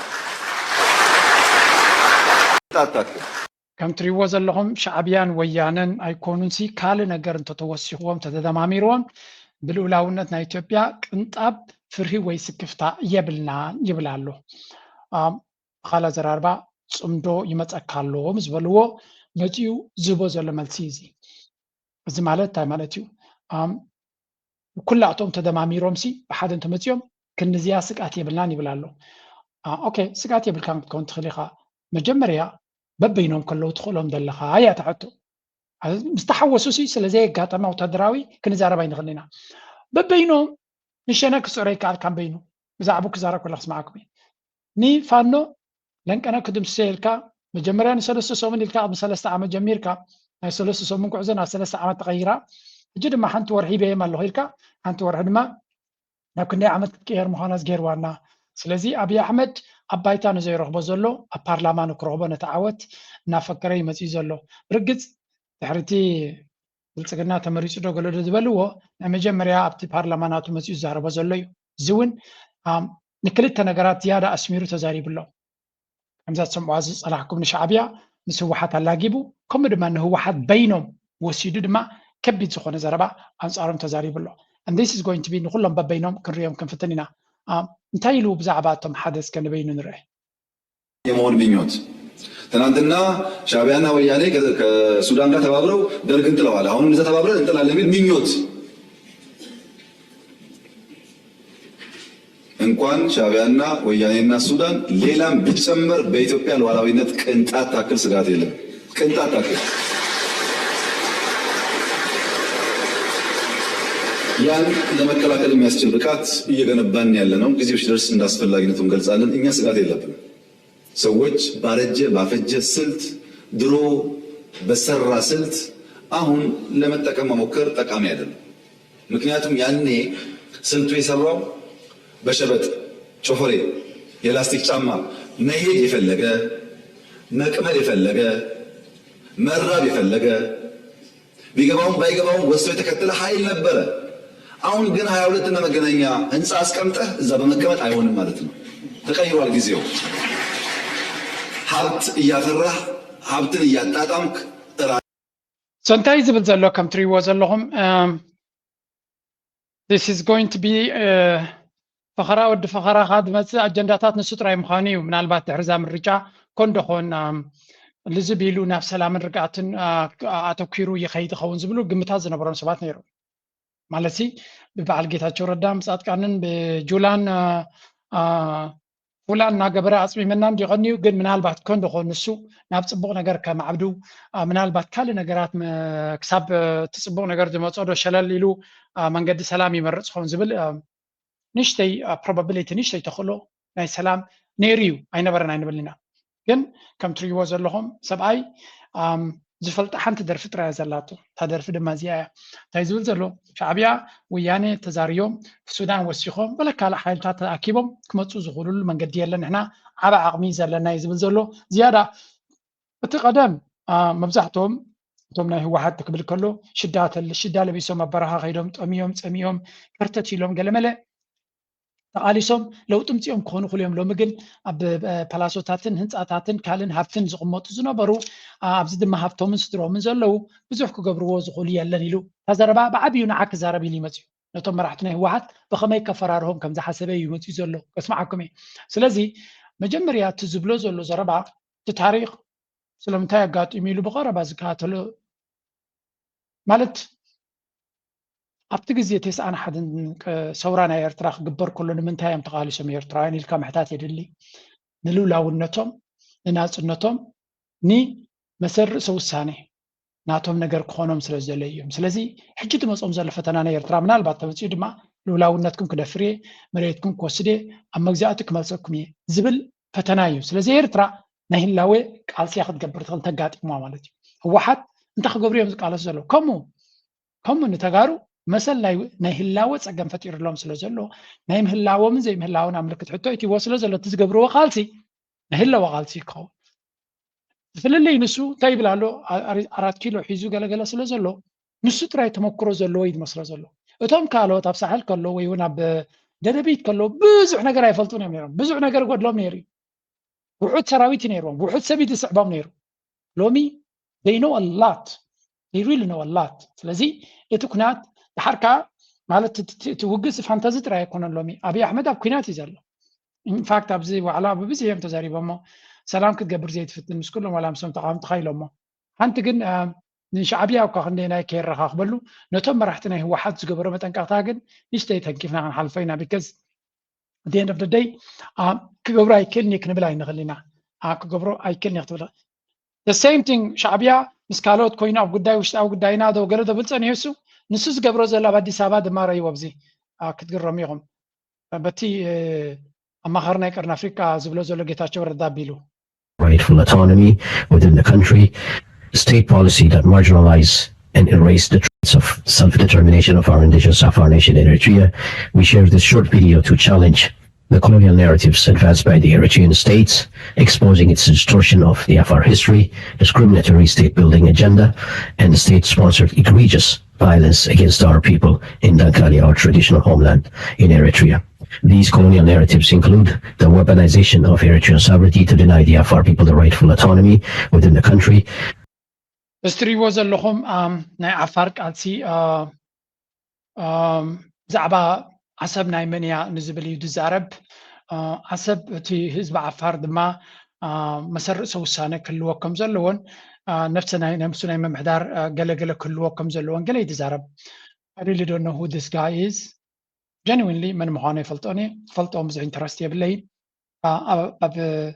ምስ ጌታቸው ረዳ ዝተሳተፉ ዋዕላ እዮም ዝዛረቡ ዘለዉ ዓሰብ ናይ እናትናያ መንግስቲ ኤርትራ ሉላውነት ናይ ኤርትራ ጥራይ እኹል ኣይኮነን ይዝብል ዋላ ኪነ ሉላውነት እቲ ሉላውነት ናይ ኤርትራ ክፈርሰሉ ዝኽእል መንገዲ እንተለውን እዩ ዝሓትት ታዮም ከዝብሉ ዓፋርሲ መሰል ናይ ርእሰ ውሳነ ክህልዎ ኣለዎ ገለ መለ ይዝብል እንታይ ማለት እዩ እቲ ኣጀንዳ ኢትዮጵያ كل الأجندات في إثيوبيا نزي نسات أنقدم زلا علامة ما نيرترا نمفر راس نيرترا نمفراسي زيد ما بمسير ده يكونس بفيديو غيره ميلو قلنا له so that you see تاي قبرهم زلوا كفلتنا عايش زلوا زغونو برقص شعبيان تاي قبرالو كيف لو تقول نقوم شيء تنخصوا يعلن له نعم قال لك عبد تسبلك اسمعكم معناته I know بزح زقدسو كي مسلو يقول يوم جن نقولها تمكا باقو أجندهم سميع كافلي كامسنح أتبوي عفار self determination يدبل دولة ريهمو طيب لالو عسبسي ناي the port of Asab and the region of Dankale are the ancestral sovereign lands of Afar ناي هزب عفار مخانوت Dankale عسب زبالنيو كنا جرز في التنزلو the current Eritrean regime ويون باغمبار democracy فتحن BFDJ مالتيو is practicing internal colonization سلازي أتي منجستي ناي منجستي إرترا ውሽጣዊ መግዛእቲ የካይድ ከም ዘሎን ነቲ ደንካልያ ዝበሃል ወይ ወንቶም ዓፋር ዘለዎ ሲ ንበይኒ ይገዝኦ ከም ዘሎ ይዝንገር ካልእ ክፋል ናይ ኤርትራ ከይግዛእ ኣሎ ማለት ድዩ ወላ ከረን ክትግዛእ ኣላ ማለት ድዩ ወይስ ጋሽባርካ ከይግዛእ ኣሎ ማለት ድዩ ወይስ መግዛእቲ ንዑ ጥራይ ትምልከቶ ነቲ ንሱ ዘለዎ ቦታ ጥራይ ድያ ትምልከት ምክንያቱ ኢትዮጵያውያን ስለ ዝደልይዎ እቲ ቦታ ጥራይ ድያ መግዛእቲ ትምልከት ዘላ ወይስ ካልእ ክፋል ናይ ኤርትራ መግዛእቲ ኣለዎ እዩ ክብል ደልዩ after ዘረባና ትክትሪዮ historical facts versus colonial narratives تعسب ዝበሃል ቃል ካብ ቋንቋ ዓፋር ዝመፀዩ ገለና በላይ ዝዛረብ the ownership the port area was a private property from the እቲ ወደብ ዘሎሲ ናይ ሓደ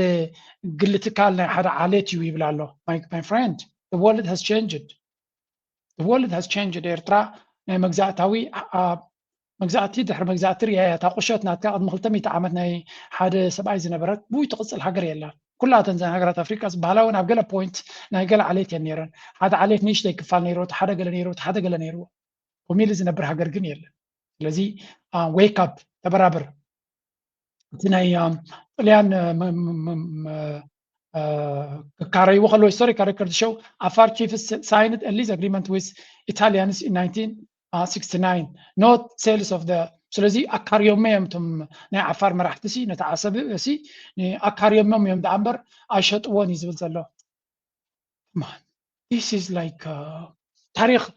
time machine ንድሕሪት time travel ክገብር እዩ ዝደሊ ዘሎ it's not going to work the same argument you can ካል ኣፍሪካ ኩሉውን ክትጥቀመሉ ትኽእል ኢኻ ትመትከል ናይ ሕብረት ኣፍሪካ ድማ እንታይ ዝብል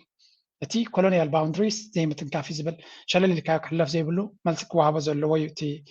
ኩሉ ነገር ክንሪኦ ከለና ቀፂሉ እቶም እቲ ዝብልዎ ዘለው ተሪኻዮ እንታይ ዝብል ኣብዚ critique of the Eritrean state cultural erasure since 91 the regime has suppressed Afar customary laws enforced a single cultural identity on the nation ካብ ናጽነት ዝመጽእ ካብ 91 ጀሚሩ ናይ ዓረብ ባህላዊ ሕጊ ገዲፉ ናይቲ ሃገር አይደንቲቲ ናይ ሓንቲ ሃገር ርዲት ከምጽኣልና ይጀልዩ ይብል ኣሎ ኋላ ዘራርባ ነፍሲ ወከፍ ኤትኒክ ግሩፕ ኣብ ኤርትራ ናቱ ሃገር ክህልዎ ድዩ ዝደሊ ዘሎ ወይስ እቲ ንኢትዮጵያ ንጉሆም ምሸትን የባልዓና ኣሎ ኤትኒካዊ ፌደራሊዝም ገይሮም ሓድሕድና እናተናቆትና ነብር ኣለና ዝብልዎ ዘለው ንሱ ናብ ኤርትራ ክትኣታቶ ነይርዎ ድዩ ዝብል ዘሎ you can argue ዝደለኻ ትብሎ ትኽእል ኢኻ the land theft ካብ 91 the land in the 1994 land reform proclamation is used to nationalize Afar ancestral lands and resources without compensation እቲ ኣብ 1994 ናይ መሬት ሕጊ ዘታታትዎ ኣዋጅ ዝገበርዎ ድማ ነቲ መሬት ናይ ህዝቢ ዓፋር ብሓይሊ ንምውሳድን ነቲ ፀጋታቱ ንምውሳድ ብዘይካሕሳ ዝተገብረ እዩ ነይሩ እዩ ዝብል ቀፂሉ human rights the speaker cites UN report citing that the speaker cites UN report stating that the persecution of Afar ብዙሕ ስደት ከም ዘጋጥሞም ዘሎ UN ከም ይብል ኣሎ እጅግ ኩሉ እዚ ነገራት እዚ ኢትዮጵያ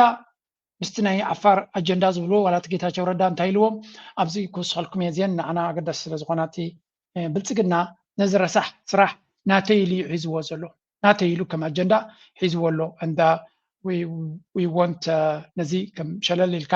ወይ ዕሽሽ ኢልካ ክስገር ዘለዎ ኮይና ይስማዓንን እዩ I think we need to ፅቡቅ ጌርና ኣድረስ ክንገብረ ኣለና ኣብዚ ኣብ ኣቋራጭ ብምልኣ ከስማዓኩም ኣይደልን እየ ኣብዚ እንታይ ክብል ተሰሚዑ ይብልዎ ኣለው أبي أنا رودي هذا تبغى غيره هذا إرتراوي تبغى غير سامرايز غير وانيرو if there was this أزين إنترنت that جيتاشو ردا زبالو أبزل لكم تري ولا أنتي أبلع عليه فنشو زر زلوا سيتي جيتاشو ردا مالتيو طيب لالو Ethiopia wants to ensure whatever is enjoyed by the Ethiopia's Afar is enjoyed by the Eritrean side Ethiopia سي أنت كتجبرت دليل لا يزبلهم زلوا أما خرنا برايم مينستر زبالي كلهم تم عفارة بإثيوبيا انجويز قبروا زلوا سي تم نيرتر عفارون كرهبوا لهم بحالتينا يبلع لوز مالتها مالتيو تي عفارة بإثيوبيا زلوا انتهي انجويز قبر زلوا أنا زفلت يبلي بخلاص أربعة عفارة بإثيوبيا زرقوا زلوا بيرترا زلوا كرهبوا لهم بالد بقمت قالوا تم بيرترا زلوا هم عفار دما إثيوبيا زلوا عفار كرهبوا لهم بحالتيهم كنسيلو انتهي بلالو كولس فران عفار arrangement calls for an all Afar arrangement whereby not constrained by sovereignty overriding colonial boundaries. كلهم تم عفار بجبتو زلوا بإثيوبيا زلوا بإرترا زلوا بحد دوبات سجيرومسي بحد كنبرو لزخولو بدوبات كيت عطوي زول زلوا عينات كنتاتيو أما تم أورومو أب إثيوبيا زلون أب كينيا زلون كهمود قبر لون دقة تم جامبيلا أب دو السودان زلون أب إثيوبيا زلون كهم دقة تحزب لهم زلا دوستا نات كا كونسبت أب عفار ترى تسرع زلا مغنياتو بس عصب وصل زلوا بحرنا يرترى توصل زلها anyway تي نجار قليل كم زي كونن أوشت أو قدينا كساع كندين لولا وناس دفر أكيدا ياخدوهم زلوا شلل دايما بالوزي كم زنا بلت حزب كاب بوانو كنك عللو مغنياتو أمسيلهم نتا نجار نبيك شنكر واخم زليون مفلات يد العقم مثل زي اللمبر ولا ون تكبلي له تعامن قال ملان قريفنا حنت نجار كبر لبا إثيوبيا حجيزة نتوم عفار كترتهم زمسلهم جره لبهم كله خليه أنا جرجن عفار بإثيوبيا خلوا مسألة هبون لومي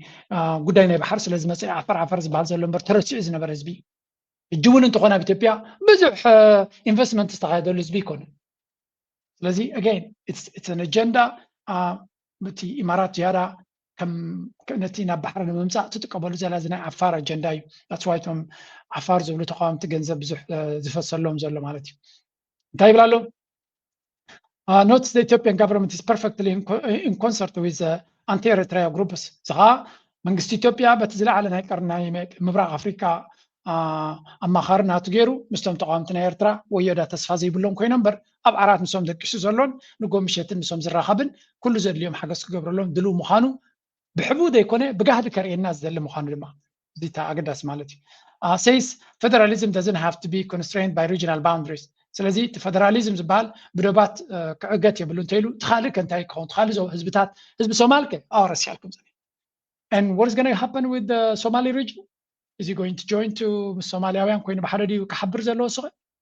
ብዓብዪ እውን ካባኹም ክፍለስ ዝደሊ ስለዚ እታ ዘረባ ዜራ ዜራ ክትመፅኦም ምዃና ይፈልጡ እዮም ግን ንፅባሕ ስለ ዘይሓስቡ መቸም እቲ መራሒ ዝበልዎ እታ ተደሊዋ ፅብቕቲ ገይሩ ኣስሚዕዎም እዩ ንጉዳይ ባሕሪ ትደልዩ ስለ ዘለኹም ኢሉሲ እንታይ ኢልዎም መስለኩም ኣጀንዳ ናይ ባሕሪ እንዲ ዘለኩም ኣብዚኣ ብኣ ንዓ ከስምዖም ድዮም ደልዮም ነይሮም እንታይ ይብሎም ኣሎ ኣብቲ ታሕቲ vision for 2026 regime change is not enough ኣብ ኤርትራ ዘሎ መንግስቲ ምቕያር ጥራይ እኹል ኣይኮነን ይብሎም ኣሎ መንግስቲ ኤርትራ ምቕያር ንኢትዮጵያ ከምኡ ጥራይ እሱስ እኹል ኣይኮነን ንዓና እንታይ ደኣ removing the dictatorship isn't sufficient the state must be restructured through decentralization and power sharing ስለዚ እታ ሃገር ፋሕፋሕ ክትብል ኣለዋ ዲሰንትራላይዜሽን ማለት ነፍሲ ወከፍ ዞባ ነናቱ ስልጣን ክወሃበሎ እቲ ዕላማ እንታይ እዩ ዲሰንትራላይዜሽን ፅቡቕ እዩ ዕዋት እዩ ግን ከምዚ ናይ እዚ ኣጀንዳ ዘለዎ ዲሰንትራላይዝ ምስ ገበርካ ሃገር ክኸውን እየ ናይ ምባልካ ሽዑ ይመፅእ ስለዚ ንዑ እውን ምግንዛብ የድልን ንሱ ባዕሉ ይብላ እዩ ኣትውርድ ኢሉ እንታይ ይብላ ኣሎ ፌደራሊዝም ፌደራል ኤርትራ where indigenous rights are respected is the only way to lasting ብሓፈሻ እቲ ዞባ ክመቃቐል ኣለዎ ይብል ኣብ ካልእ ቪድዮ ናቱ ግን እንታይ ይብል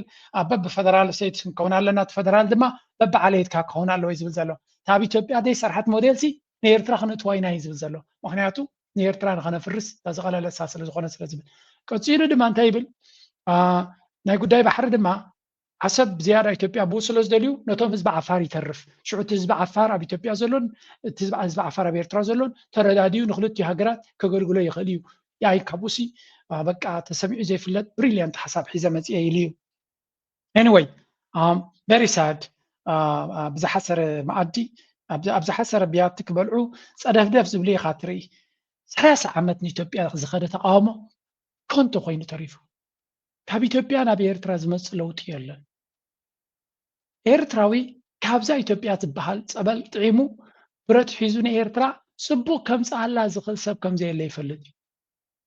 ንኤርትራ ከተጥፋእ ተደይ ኮንካ ምስ መንግስቲ ኣብ ሕቑፊ መንግስቲ ኢትዮጵያ ኮንካ ኣብ ቢያቲ ናቶም ናልመፅካ እሞኻ ናይ ሎሚ ዓቢ ቃል ዓለም ብዘይብሉ ንኤርትራ ክወርር እየ ዝብል ምስኡ ተሓንጊርካ መፂኻ ኣብ ኤርትራ ዝኾነ ክትገብር ኣይትኽእልን ኢኻ እዚኦም ከምዚኦም ዝኣመሰሉ ሓደ ክልተ ድማ ንኤርትራውያን ፅቡቕ እዮም ምክንያቱ ሓድነት ናይ ህዝቢ ኤርትራ መፍትሒ ናይ ዝኩሉ ሽግራት ናይ ዝኩሉ ፈተናታት ምዃኑ የነፅሩልና ስለ ዘለዉ ስለዚ ነዚ ኣቃሊልካ ዘይምርኣይ ኤርትራ ድማ ዘላቒ መፍትሒ ነዚ ጉዳይ እዚ ንነዊሕ እውን ክጥምቶ ዘለዋ ጉዳይ ኮይኑ ይስማዓኒ ካልእ እቲ ኩነታት እዚ ንሕና ንሪኦ ዘለና ኩነታት ኣቃሊልካ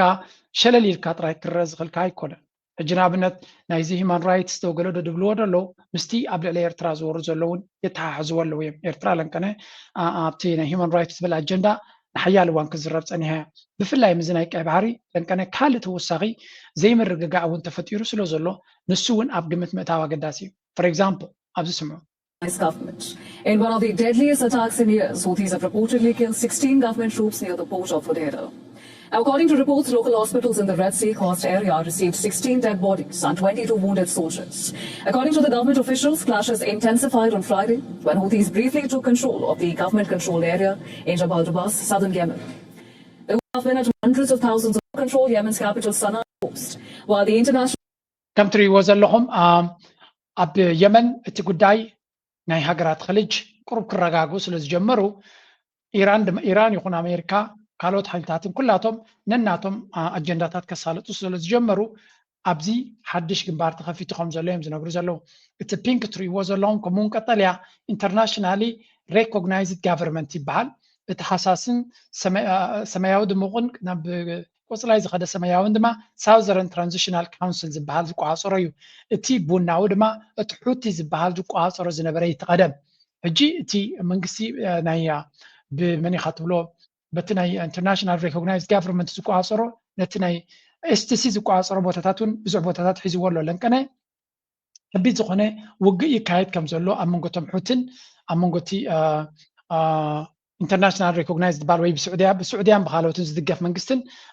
ኩናት ይካየድ ከም ዘሎ ኢና ንርኢ ዘለና እዚ ድማ መርኣያ ናይቲ ሕጂ ክመፅእ ዝኽእል እቲ ኩናት ናይ ኢራን ተረጋግአ እንድሕር መፅኡ እቲ ጉዳይ ናብ ካልኦት ግንባራት ክልሕም ከም ዝኽእል ከም መርኣያ ናቱ ኣብ ሱዳን ንሪኦ ኣለና ብዙ ኩነታት ናይ ኢትዮጵያ ንሪኦ ኣለና ኣብ ሶማልያ ይርአ ኣሎ ኣብ ብዙሕ ቦታታት ክሰግር ዝኽእል ምዃኑ እዩ ዝንገር ዘሎ ስለዚ ኣቐዲምካ ተዳሊኻ ምፅናሕ ኣቐዲምካ ነዚ ጉዳይ እዚ ፈሊጥካ ምፅናሕ ኣገዳሲ ክኸውን ስለዚ እዚኣ ኣገዳሲ ድሮ ሑቲ rebels killed 16 ወታደራት ቀቲሉ ከም ዘሎን fighting intensified following the Houthis assault in brief that briefly seized control of the government held the area in Jabal al-Dubas bahal ቦታ ማለት እዩ ኣብ ሰሜናዊ የመን the civil war has been ongoing ናይ የመን ጉዳይ ንርኢ ኣለና ነዚኣ ስለምንታይ ደምፃልኩም ዘለኹ እቲ ኣጀንዳ ዓፋር ኢሉ ዝመፅእ ዘሎ ምስ ምንታይ ክተሓሓዝ ከም ዝኽእል ክንፈልጥ ስለ ዘለኹ there was this expert ብዛዕባ እዚ ኩነታት ዝክዛረብ now that things are escalating very quickly in Yemen that goes to the big worry that I have and let's see if this one you share it as well what I've been talking about in the last week or so is you know so I've been the optimistic one called saying that the war is over for so many months. But now I've been saying that the war has shifted and shifted from direct conflict to proxy wars. So when countries, as we've seen in the last few decades, when countries can't fight directly, especially because of nuclear weapons, the alternative is fighting through proxies. And Iran, the US, and Israel understand Israel can't attack Iran without the US. The US doesn't want to get back into this war. And Iran never wanted war. I think still doesn't want war with these two countries. So taking those into consideration, the Gulf obviously will never fight Iran directly. All these countries will try to expand their power and their spheres of influence through proxies. So that means what we will see now is an escalation in the conflicts in Yemen, especially Yemen, because the Bab el-Mandeb Strait has proven how important it is, especially for Saudi. ሕጂ እንታይ ዝብለና ዘሎ ኣብዚ እንተሪኢኹሞ እቲ ጉዳይ ወላ እኳ እቲ ኩነታት ናይ ኢራን መወዳእታ እንተዘይረኺቡ እንተዘየሎ ኣሜሪካን እስራኤልን ኢራንን ድማ ከም ብሓድሽ ናብ ኩናት ክገጥማ ዘይደልያ እንድሕር ኮይነን እንታይ ክገብራ ክፍትነየን ፕሮክሲ ዎር ቢድ ኣዙር ኩናት ክገብራ ክፍትነየን ዝያዳ ድማ ኩናት ምስ ኢራን ክግበር ተዘይኮይኑ ኢሉ እዚኣ ፅቡቅ ጌርና ኩልና ነስዕለላ ኣለና ኩናት ምስ ኢራን ክግበር ተዘይኮይኑ ብሕጂ ማለት እዩ በዚ ፖለቲካዊ መፍትሒ ዝገብርዎ ዘሎ ክቕፅል እቲ ኮይኖም እቲ ባእሲ ቢዳ ኣዙር ክቕፅል ኣበይ ኣብ ባብኤል መንደብ ስለምንታይ ኢራን ወሽመጥ ሕርሙዝ ጌራ ተቆፃፂራቶ ዘላ ይርዩ ስለ ዘለው ብፍፁም ኣብ ባብኤል መንደብ ከምኡ ቁፅፅር ከም ዘይህልዋ ክገብሩ ክፍትንሎም መን ስዑድያ በሎ ኢማራት በሎ እስራኤል በሎ ኣሜሪካ በሎ ብምሎም ነቲ ሑቲ ዝበሃል ኣነጭ ኢሎም ከዳኽምሉ ዝኽእሉ መንገዲ ክፈጥሩ እዮም እዚ ድማ ንሑቲ ጥራይ ኣይኮነን ስለዚ እዚ ኣብ የመን ተወሊዓ ዘላ ኩናት ተሪእናያ ወላ ኢራን እውን ባዕሎም እቲ ሑቲ ዝበሃል ጠቕላላ ናይ ባብኤል መንደብ ቁፅፅር ከም ዘለዎ ክገብርዎ ክደልዮም ስለዚ we don't even know who is going to be ሕጂ ንኣብነት ሑቲ ጀሚርዎ እቲ ኩናት ይብሉ ኣለዉ እንታይ ማለት እዩ ኢራን ኣብቲ ቦታ ኩናት ደጌራ ሑቲ ዝበሃል ነዚ ናይ ቀይ ባሕሪ ወገን የመን ንዘሎ ናብቲ ባብኤል መንደብ ንዝቐርብ ብምሉእ ሑቲ ክቋፀሮ ከም ዘለዎ ክትገብር እያ እዚ ማለት እንታይ ማለት እዩ ካልኣይ ሌቨሬጅ ፖይንት ክትሕዝ ኣለዋ ካልኣይ ምሕነቕ ቦታ ክትሕዝ ክትክል ኣለዋ ስለዚ ነዚ ቦታ እዚ ስዑድ ዓረብ ይኹን ካልኦት ሓይልታት ድማ ነዚ ከፍቅዱ ይደልዩን እዮም ብግምጣሉ እቲ ናይ ኤርትራ ቦታ በዚኻ ትሪዮ ብግምጣሉ እቲ ብልፅግና ናይ ዓፋርዶ ናይ ጀንዕፍሪ ዝብሎ ዘሎ ድማ በዚ ዓይኒ ረይዎ ስለዚ this is all ከምዚ ኮምፕሪሄንሲቭ እዩ ብጠቕላላ ክትሪዮ ከለኻ ንፅል ነገራት ክመስለና የብሉን ببزح من قدي زت أساسر نجار له كل بدح مجارجة استراتيجيكاوي قبل التنت جو استراتيجيكاوي قبل التنت نكلوكا أب جغرافيكاوي قد أسنزر له ناي استراتيجيكاوي الأمانات كتتجبر مفتان ويون ناي استراتيجيكاوي قبل التنت كتحز مفتان زرينا كنا تاتيهم زول له سلزي أبزي هندبت ويهندبت يكون أنا عفار أجندة بلتقنا بتدقاقا عويلو رأي وسمعونا بلا شرط قبرو زلو يتاشو رداز أتوهم زلو صدف زلو زلو عامسلو زلو مدى كونت أجندة مسو كونيكت قبرو أمو كون دخون قالت أماتي قالت قدس ترخبولو برقز إمارات قزي كساب زي مشاكة الله ሓደ ነገር ክትፈጥር ስለትደሊ ዘላ you're going to use this equation ስለዚ ብየመን ዝሓስብዎ ዝነበሩ ስለዘይሰርሐ ዝከኣሎም ነገር ገይሮም ተድኽሉ ኮይኖም ማለት እዩ ብብልፅግና ገይሮም ናብ ኤርትራ ገጽካ ንምግባር ክፍተን እዩ ስለዚ ናብ ኤርትራ ገጽካ ምግባር ክፍተን ከሎ ቦክን ሻዕብያ ኣብዚ ጉዳያት እዚ ረቀቕቲ እዮም they already know this እቲ ጽምዶ ብዓብይ ክብገስ ከሎ ካብ ዜሮ ሰበገሰ ይኮነን እቲ ጽምዶ ክብገስ ከሎ ወይ እውን ናይ ዓፋር ዕጡቕ ሓይሊ ክግበር ከሎ ወይ እውን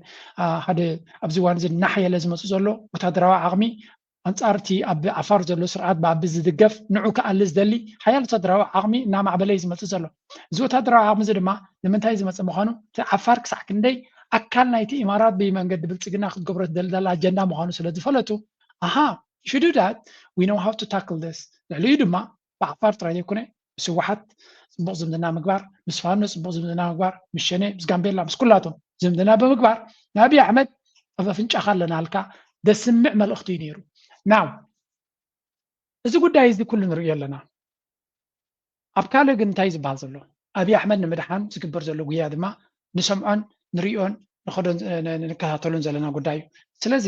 what is going to be the next one እንታይ ከጋጥም እቲ ዝቕፅል መልእኽቲ እንታይ ክኸውን እዩ ዝብል ገነሸንስ ማለት Omanis, the Iraqis and the Chinese helped me. Not a cert, but even more unstable for that exact reason. And of course, there's Turkey as well. All evidence to support it. I think it's important also to understand, though, this type of proxy warfare is what we had before this war as well. We saw that at least between the Iranians and the Saudis, it was tempered down significantly because of the normalization agreement that the Omanis, the Iraqis, and the Chinese helped mediate. So it pacified that front to an extent and for a period. This is where I think we really have to realize the danger of not reaching an MOU. If the MOU translating into a final deal, because if it doesn't translate into a final deal, then yes, the scenario, and even worse than what you described, is the so እንታይ ዝብል ዘሎ ብሓፈሻ እቲ ጉዳይ ናይ ኣሜሪካን ኢራንን መዕለብን ተደይረኺቡ እቲ ጉዳይ እቲ ዝዓበየ ፀገም ክኸውን ዝኽእል ዝንዛረበሉ ፀናካ እሱ ወይ እውን ካብኡ ዝገድድ ኩነታት ክፍጠር ከም ዝኽእል ምግማት ከድሊ እዩ ምክንያቱ እቲ ምርድዳእ እንተደይ ተፈጢሩ ሓደግ በብሽጣሩ ክኸይድ ክፍትን እዩ ቅድሚ እዚ ኩነታት እውን ከምኡ ተመሳሳሊ ናይ ፕሮክሲ ፀገም ነይሩ እዩ ሕጂ ግን ብዝገደደ ክቕፅል ከም ዝኽእል እዮም ዝነግሩ ዘለዉ ናው እዚ እቲ ሓደ እዩ what is America doing ኣብዚ ጉዳይ እዚ ኣሜሪካ ነዚ ጉዳይ እዚ ብኸመይ ትሪኦ ኣላ ክልተ ነገር ክንርኢ ዝቐረበ ሓድሽ ረቂቕ ሕጊ ሓይልታት ትግራይ ዝርከብዎም ዝተፈላለዩ ዘይመንግስታውያን ዕጡቓት ጉጅለታት ኣብቲ ኣብ ሱዳን ዝካየድ ዘሎ ኩናትን ክፍፀሙ ዝፀንሑ ግፍዕታትን ዘለዎም ተሳትፎ ዝምልከት ምርመራ ተገይሩ ፀብጻብ ክቐርብ ሓቲቱ ዓወት ገብረ እግዚኣብሔር እዚ ብክልቲኦም ሰልፍታት ዝቐረበ ረቂቕ ሕጊ መምሕዳር ኣሜሪካ ሓይልታት ትግራይን ኣርሚ 70 ዝርከብዎም ዝተፈላለዩ መንግስታትን ዕጡቓት ጉጅለታትን ኣብ ሱዳን ኣብ ዝካየድ ዘሎ ኩናት ሓድሕድ ዘለዎም ኢዳእታውነት ክምርመር እዩ ኣዚዙ ዘሎ እዚ ኣብ ሱዳን ምርግጋን ፀጥታን ንምምፃእ ዝግበሩ ፃዕርታት ንምድንፋዕ ከምኡ እውን ንካልኦት ዕላማታት ዝብል ስም ዝተዋህቦ ረቂቕ ሕጊ ኣብ ሰነት ኣሜሪካ ብሰናትራት ሪሽ ኩንስ ኮርኒ ከምኡ እውን ሻሂን ዝቐረበ እዩ እቲ ሕጊ ቀንዲ ዕላምኡ ኣብ ሱዳን ሰላምን ምርግጋን ንምምፃእ ዝግበር ዲፕሎማስያዊ ፃዕርታት ንምሕጋዝ ዝዓለመ ምዃኑ እቲ ሰነድ ይብርህ እዚ ረቂቕ ሕጊ ዝቐርብ ዘሎ እቲ ኣብ ሱዳን ዝካየድ ዘሎ ኣዕናዊ ውግእ ብዝገደደ ይቕፅል ኣብ ዘለሉ እዋን እዩ እቶም ሓድሕዶም ዝዋግኡ ዘለዉ ወገናት ካብ ዝተፈላለያ ሃገራት ግዳማዊ ደገፍን ወተሃደራዊ ሓገዝን ከም ዝረኸቡ ብተደጋጋሚ ክኸሱ ፀኒሖም ኣለዉ እቲ ብጀነራል ቡርሃን ዝምራሕ ሃገራዊ ሰራዊት ሱዳን ብቐንዱ ካብ ግብፂ ቱርኪ ከምኡ እውን ካብ ኢራን ወተሃደራዊ ኣፅዋርን ስልጠናን ከም ዝረኸበ ብተደጋጋሚ ይኽሰስ ብተወሳኺ ስዑድ ዓረብ ቀጠርን ኤርትራን እውን ምስቲ ሰራዊት ዝወገኑ ከም ዝኾኑ ብተደጋጋሚ ክግለጽ ፀኒሑ ኣሎ ብኣንጻሩ እቲ ብሕሜቲ ዝምራሕ ዳዕመ ሰሪዕ ካብ ሕቡራት ኢማራት ዓረብ ሰፊሕ ናይ ኣፅዋርን ፋይናንስን ሓገዝ ከም ዝወሃቦ ብሰራዊት ሱዳንን ዓለም ለኻውያን መርበርቲ ትካላትን ሓያል ክሲ ብተደጋጋሚ ቀሪቡሉ እዩ እቲ ፀብጻብ ዝተፈላለዩ ዘይመንግስታውያን ዕጡቓት ጉጅለታት ኣብ ሱዳን ዝካየድ ዘሎ ውግእ ብምድጋፍ ብምድላው ምስላት ወይ ብቐጥታ ብምስታፍ ዘለዎን ተራን ኣብ ልዕሊ ሰላማውያን ሰባት ኣብ ዝፍፀሙ ገፍዕታት ዘለዎም ኢድኣታውነትን ብዕምቆት ዝምርምር ክኸውን ከም ዝግባእ ይግለጽ ኣብቲ ረቂቕ ብስም ካብ ዝተጠቕሱ ዝተፈላለዩ ዘይመንግስታውያን ዕጡቓት ጉጅለታት ሓይልታት ምክልኻል ትግራይ ይርከብዎም ካብ ሓይልታት ትግራይ በተወሳኺ ከም ጉጅለ ዋግነር ሃገራዊ ሰራዊት ሊብያ ከምኡ እውን ከም ግንባር ሰውራ ሱዳን ሓይልታት ዋልታ ሱዳን ዝኣመሰሉ ዕጡቓት ሱዳን ከምኡ እውን ዞባውያን ዕጡቓት ጉጅለታት ኣብቲ ዝርዝር ተገሊጾም ኣለዉ እዞም ዞባውያንን ዓለም ለኻውን ሓይልታት ነቲ ኣብ ሱዳን ዘለዎ ክፍተታት ፀጥታ ብምጥቃም ምስቶም ክልተ ተዋጋእቲ ወገናት ዝተፈላለዩ ናይ ፋይናንስን ኣፅዋርን ርክባት ብምምስራት ነቲ ውግእ የጋድድዎን ይረብሑሉን ከም ዘለዉ እዮም ዝኽሰሱ መንግስቲ ኢትዮጵያ ኣብ ግንቦት 2026 ኣብ ዘውፅኦ መግለፂ ሕወሓት ካብ ሱዳን ወተሃደራውን ገንዘባውን ደገፍ ከም ዝረክብ ብምክሳስ ምዕራባዊ ደባት ኢትዮጵያ ከም ንምበጣሕሰን ትዕግስቲ ክገብሩ ከም ዝመረጹን ገሊጹ ነይሩ። ሕወሓት ነቲ ዝቐረበሉ ክሲ ወጥሪ ንምውላዕ ዝዓለመ እዩ ክብል ብምቅዋም እቲ ውድብ ኣብ ዝኾነ ንዞባዊ መረግጋእ ዝዘርግ ንጥፈታት ኣይተሳተፈን ኣይደገፈን ክብል ገሊጹ። ሮይተርስ ኣብ ቀዳማይ ሰሙን ወርሒ ለካቲት 2026 ኣብ ዘውፅኦ ጸብጻብ ኢትዮጵያ ኣብ ምዕራባዊ ዶባት ኣብ ክልል ቤንሻንጉል ጉሙዝ ሓደ ሚስጥራዊ መሰልጠኒ ማእከል ዳዕመ ሰሪዕ ከም ዝሃነፀት ጸብጺቡ ምንባሩ ይዝከር። ኣብ ግንቦት 2026 ሱዳን ኢትዮጵያን ሕቡራት ኢማራት ዓረብን ኣብ ቀንዲ ማዕርፎ ነፈርታን ዝተኻየደ መጥቃዕቲ ድሮን ወዲበን ክትብል ከሲሳተን ነቲ መጥቃዕቲ ከዓ ቀጥታዊ ወራር ክትብል ኮኒናቶ ምንባራ ኣይርስዕን። ኢትዮጵያ ኣብቲ ዝተፈጸመ ከም ትሪእዎ ዘለኹም እዚ ጉዳይ እዚ ካልእ ዝተፈላለየ መግለፂታትን ሓበሬታ እናረኸበ ዝመፅእ ዘሎ እዩ። ሰኔተር ጂም ሪሽ ትበሃል ናይቲ ሰኔት ፎሬን ሪሌሽንስ ኮሚቲ ቼርፐርሰን ማለት እዩ ምስ ካልኦት ኮይኑ ሕጂ እውን እንተኾነ ዳዕመ ሰሪዕ ከቢድ ዝኾነ ሓደጋ ኣብ ልዕሊ ተቐማጦ ከተማ ዕብየት ክገብር ከም ዝኽእልን ንሲቪላውያን ሓደጋ ክፍጠር ከም ዝኽእልን ቅድሚ ሕጂ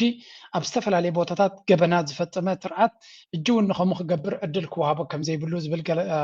መግለፂ ዘለዎ ሓበሬታ ኣውፂኦም ኣለዉ። እዚ እውን ኣካል ናይቲ ዝግበር ዘሎ እዩ። ብሓፈሻ ኢማራት ትኸዶ ዘላ መንገዲ ምስቲ ኩነታት ኣረኣይካ ብዙሕ ሓበሬታታት እዩ ዝወፅእ ዘሎ። ብልፅግና ግን ነቶም ህወሓት ዝያዳ ኣብ ዝኣትዮም ስለ ዘለዉ ብልፅግና ንዓይ ዝጠቅም ሓበሬታ እዩ ዝወፅእ ዘሎ ዝብል ፕሮፓጋንዳ ኢና ንሰምዕ ዘለና። እቶም ተጋሩ ምስ ብልፅግና ዘለዎ ይኹን ካልኦት ህወሓት ኣብዚ ሪፖርት እዚ ኣብ ጉዳይ ናይ ሱዳን ሰራዊት ተባሂሉ ይጥቀስ ስለ ዘሎ ዝገደደ ሽግር ይመፅ ኣሎ ዝብል ብዙሕ ዘረባታት ክድርብዩ ተሰሚዖም ኣለዉ። ኮሜዲ ኣይኮነን ንግዜ ዝግደፍ ኮይኑ እቲ ጉዳይ ግን ዝተሓላለኸ ምዃኑ ምግላፅ የድሊ። ሓደ ካብቲ እዚ ኢማራት ዝበሃል ምስቲ ኩሉ ዝገብሮ ካብ ተሓታትነት ሃዲሙ ናፃ ኮይኑ ዝቕፅሎ ዘሎ ዝበሃል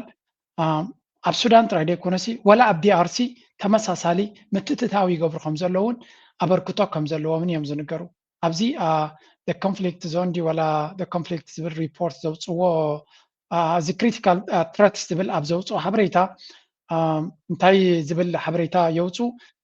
ሰራዊት ናይ ሱዳን እዚ ዳዕመ ሰሪዕ ሲ ኖ መንግስቲ ናይ ኢማራት ልክዕ ከምቲ ንዳዕመ ሰሪዕ ዝሕግዞ ዘሎ ኣብ ሱዳን ኣብ ዲኣርሲ ድማ ነቲ መንግስቲ ይሕግዝ ኣሎ። እቲ መንግስቲ ናይ ዲሞክራሲያዊት ሪፐብሊክ ኮንጎ ኣብዚ እዋን እዚ ምስ ኣሜሪካ ምስኡ ኮይና ነቲ ኣብኡ ዝነበረ ፀጋታት ንምውሳድ ነቲ ናይ ብሩዋንዳ ዝድገፍ ምዃኑ ዝንገር M23 እናኣገደት ክትከይድ ከላ ብግምጣሉ ምስቲ መንግስቲ ናይቲ ሃገር ኮይና እያ ትሰርሕ ዘላ ኣሜሪካ። ኢማራት ድማ ምስ ኣሜሪካ ኮይና ምስቲ መንግስቲ ትሰርሕ ኣላ። ስለዚ ነቲ መንግስቲ ድሮናትን ካልእ ወታደራዊ ዓውታትን ተዕጥቆ ከም ዘላ እዩ ዝንገር። ዳትስ ዋይ ድማ ኣሜሪካ ኣብ ኢማራት ተፈራረቐ ነገራት ክገብሩ ዝደልዩ ምክንያቱ ኣብ ክልተ ኣጀንዳታት ተፈላለየ ናይ ኣሜሪካ ዘርብሕ ኣጀንዳታት እውን ስለ ዝገብሩ እዮም። ስለዚ በዚ መንገዲ እቲ ኢማራት ዝበሃል ዋላ እኳ እናሽክዕን ነዊሕ ይቕፅል እንተሎ እቲ ፖለቲካ ግና ተቐየረ ይመፅእ ኣሎ። ብፍላይ ነቲ ናይ እስራኤል ኣካይዳን ናይ እስራኤል ሎቢን ዝቃወሙ ይመፁ ስለ ዘለዉ ምስ ግዜ ንባዕሎም እውን ሓደጋ ክመፆም ከም ዝኽእል ዝገልፅ ሓበሬታ ኣሎ። መዓስ ካውኒሱ ንግዜ ንገድፎ ግን ኢማራት እቲ ፍንጥዝያ ናቶም ኣዝዩ ላዕሊ በፂሑ ከም ዘሎ ዋላ እውን ኣብ ኩናት ከለዉ ክቕየር ዘይደልይዎ መንገድታት ከም ዘለዎም ኢና ንሪኢ ዘለና። ካብዚ ቀፂልና ብዛዕባ ህወሓትካ ዝብሎ ዘሎ ኣቢ ንስማዕ። ምልክት ፕሪቶሪያ እንደ በትግራይ ጊዜያዊ መንግስት ማቋቋም ተችሏል። ዲያር አስፈላጊው በርከት ያሉ እስረኞች፣ ምርኮኞች ተፈተዋል። በጦርነቱ የማረክናቸውን በርካታ ሰዎች ፈተናል። አንዳንድ ምርኮኞች ናቸው አሁን እዛ ሄደው ዋና ተቆርቋሪ ሆነው የትግራይን ህዝብ እያመሱ ያሉት። ምርኮኞች መፍታት ብቻ ሳይሆን ሰርቪስ ቆሞ የነበረ በአየር ተለቀዋል። ከዚያ ባሻገር እነዚህ ኃይሎች ሀብታችን ንብረታችን የሚሏቸውን በተለያየ ቦታ ያሉ ሀብቶቻቸውን ጠብቀን አቆይተን ሰጠናቸዋል። ቤቶች፣ ህንፃዎች እንደምታውቁት ማለት ነው። ከየት መጣ ብለን በቀላሉ ምክንያት ፈጥረን መውረስ የምንችላቸውን ሀብቶች እንታይ ዝብል ዘሎ ነቶም መራሕቲ ናይ ህወሓት እዩ እዚ ፕሪቶሪያ መዓት ፅቡቅ ነገራት ነይርዎ እዩ ሰርቪስስ ናብቲ ዓዲ ክመልስ ገለመለ ኣኽኢልና እዩ ንህዝቢ ትግራይ ድማ ብዙሕ ጥቕሚ ጌርናሉ ኢና እጂ ድማ እቶም መራሕቱ ድማ ገለገሊኦም እውን ማሪኽናዮም ዝነበርና ኢና መሊስናዮም ሎም እዚኦም ኣንፃርና ንህዝቢ ትግራይ ዘበጋግሱልና ዘለው ነቶም መራሕቶም ድማ ሃብቲ ናቶም ኣብዚ ኣዲስ ኣበባ ሒዞሞ ዘለው መሊስናሎም ኢና بزخون يقول من قد مغنيات فتيرنا كن ورسن خزنا برنا يبلالو مفرره نابي قصو مخانو سمعوج ለሰላም ሲባል አቆይተን መልሰናል። አሁን ዛሬ እዛ ሰላም የሚያውቁ ኃይሎች ሚስቶቻቸው ልጆቻቸው ከፊሉ አዲስ አበባ አብዛኛው ውጭ ሀገር እንዳሉ እናውቃለን።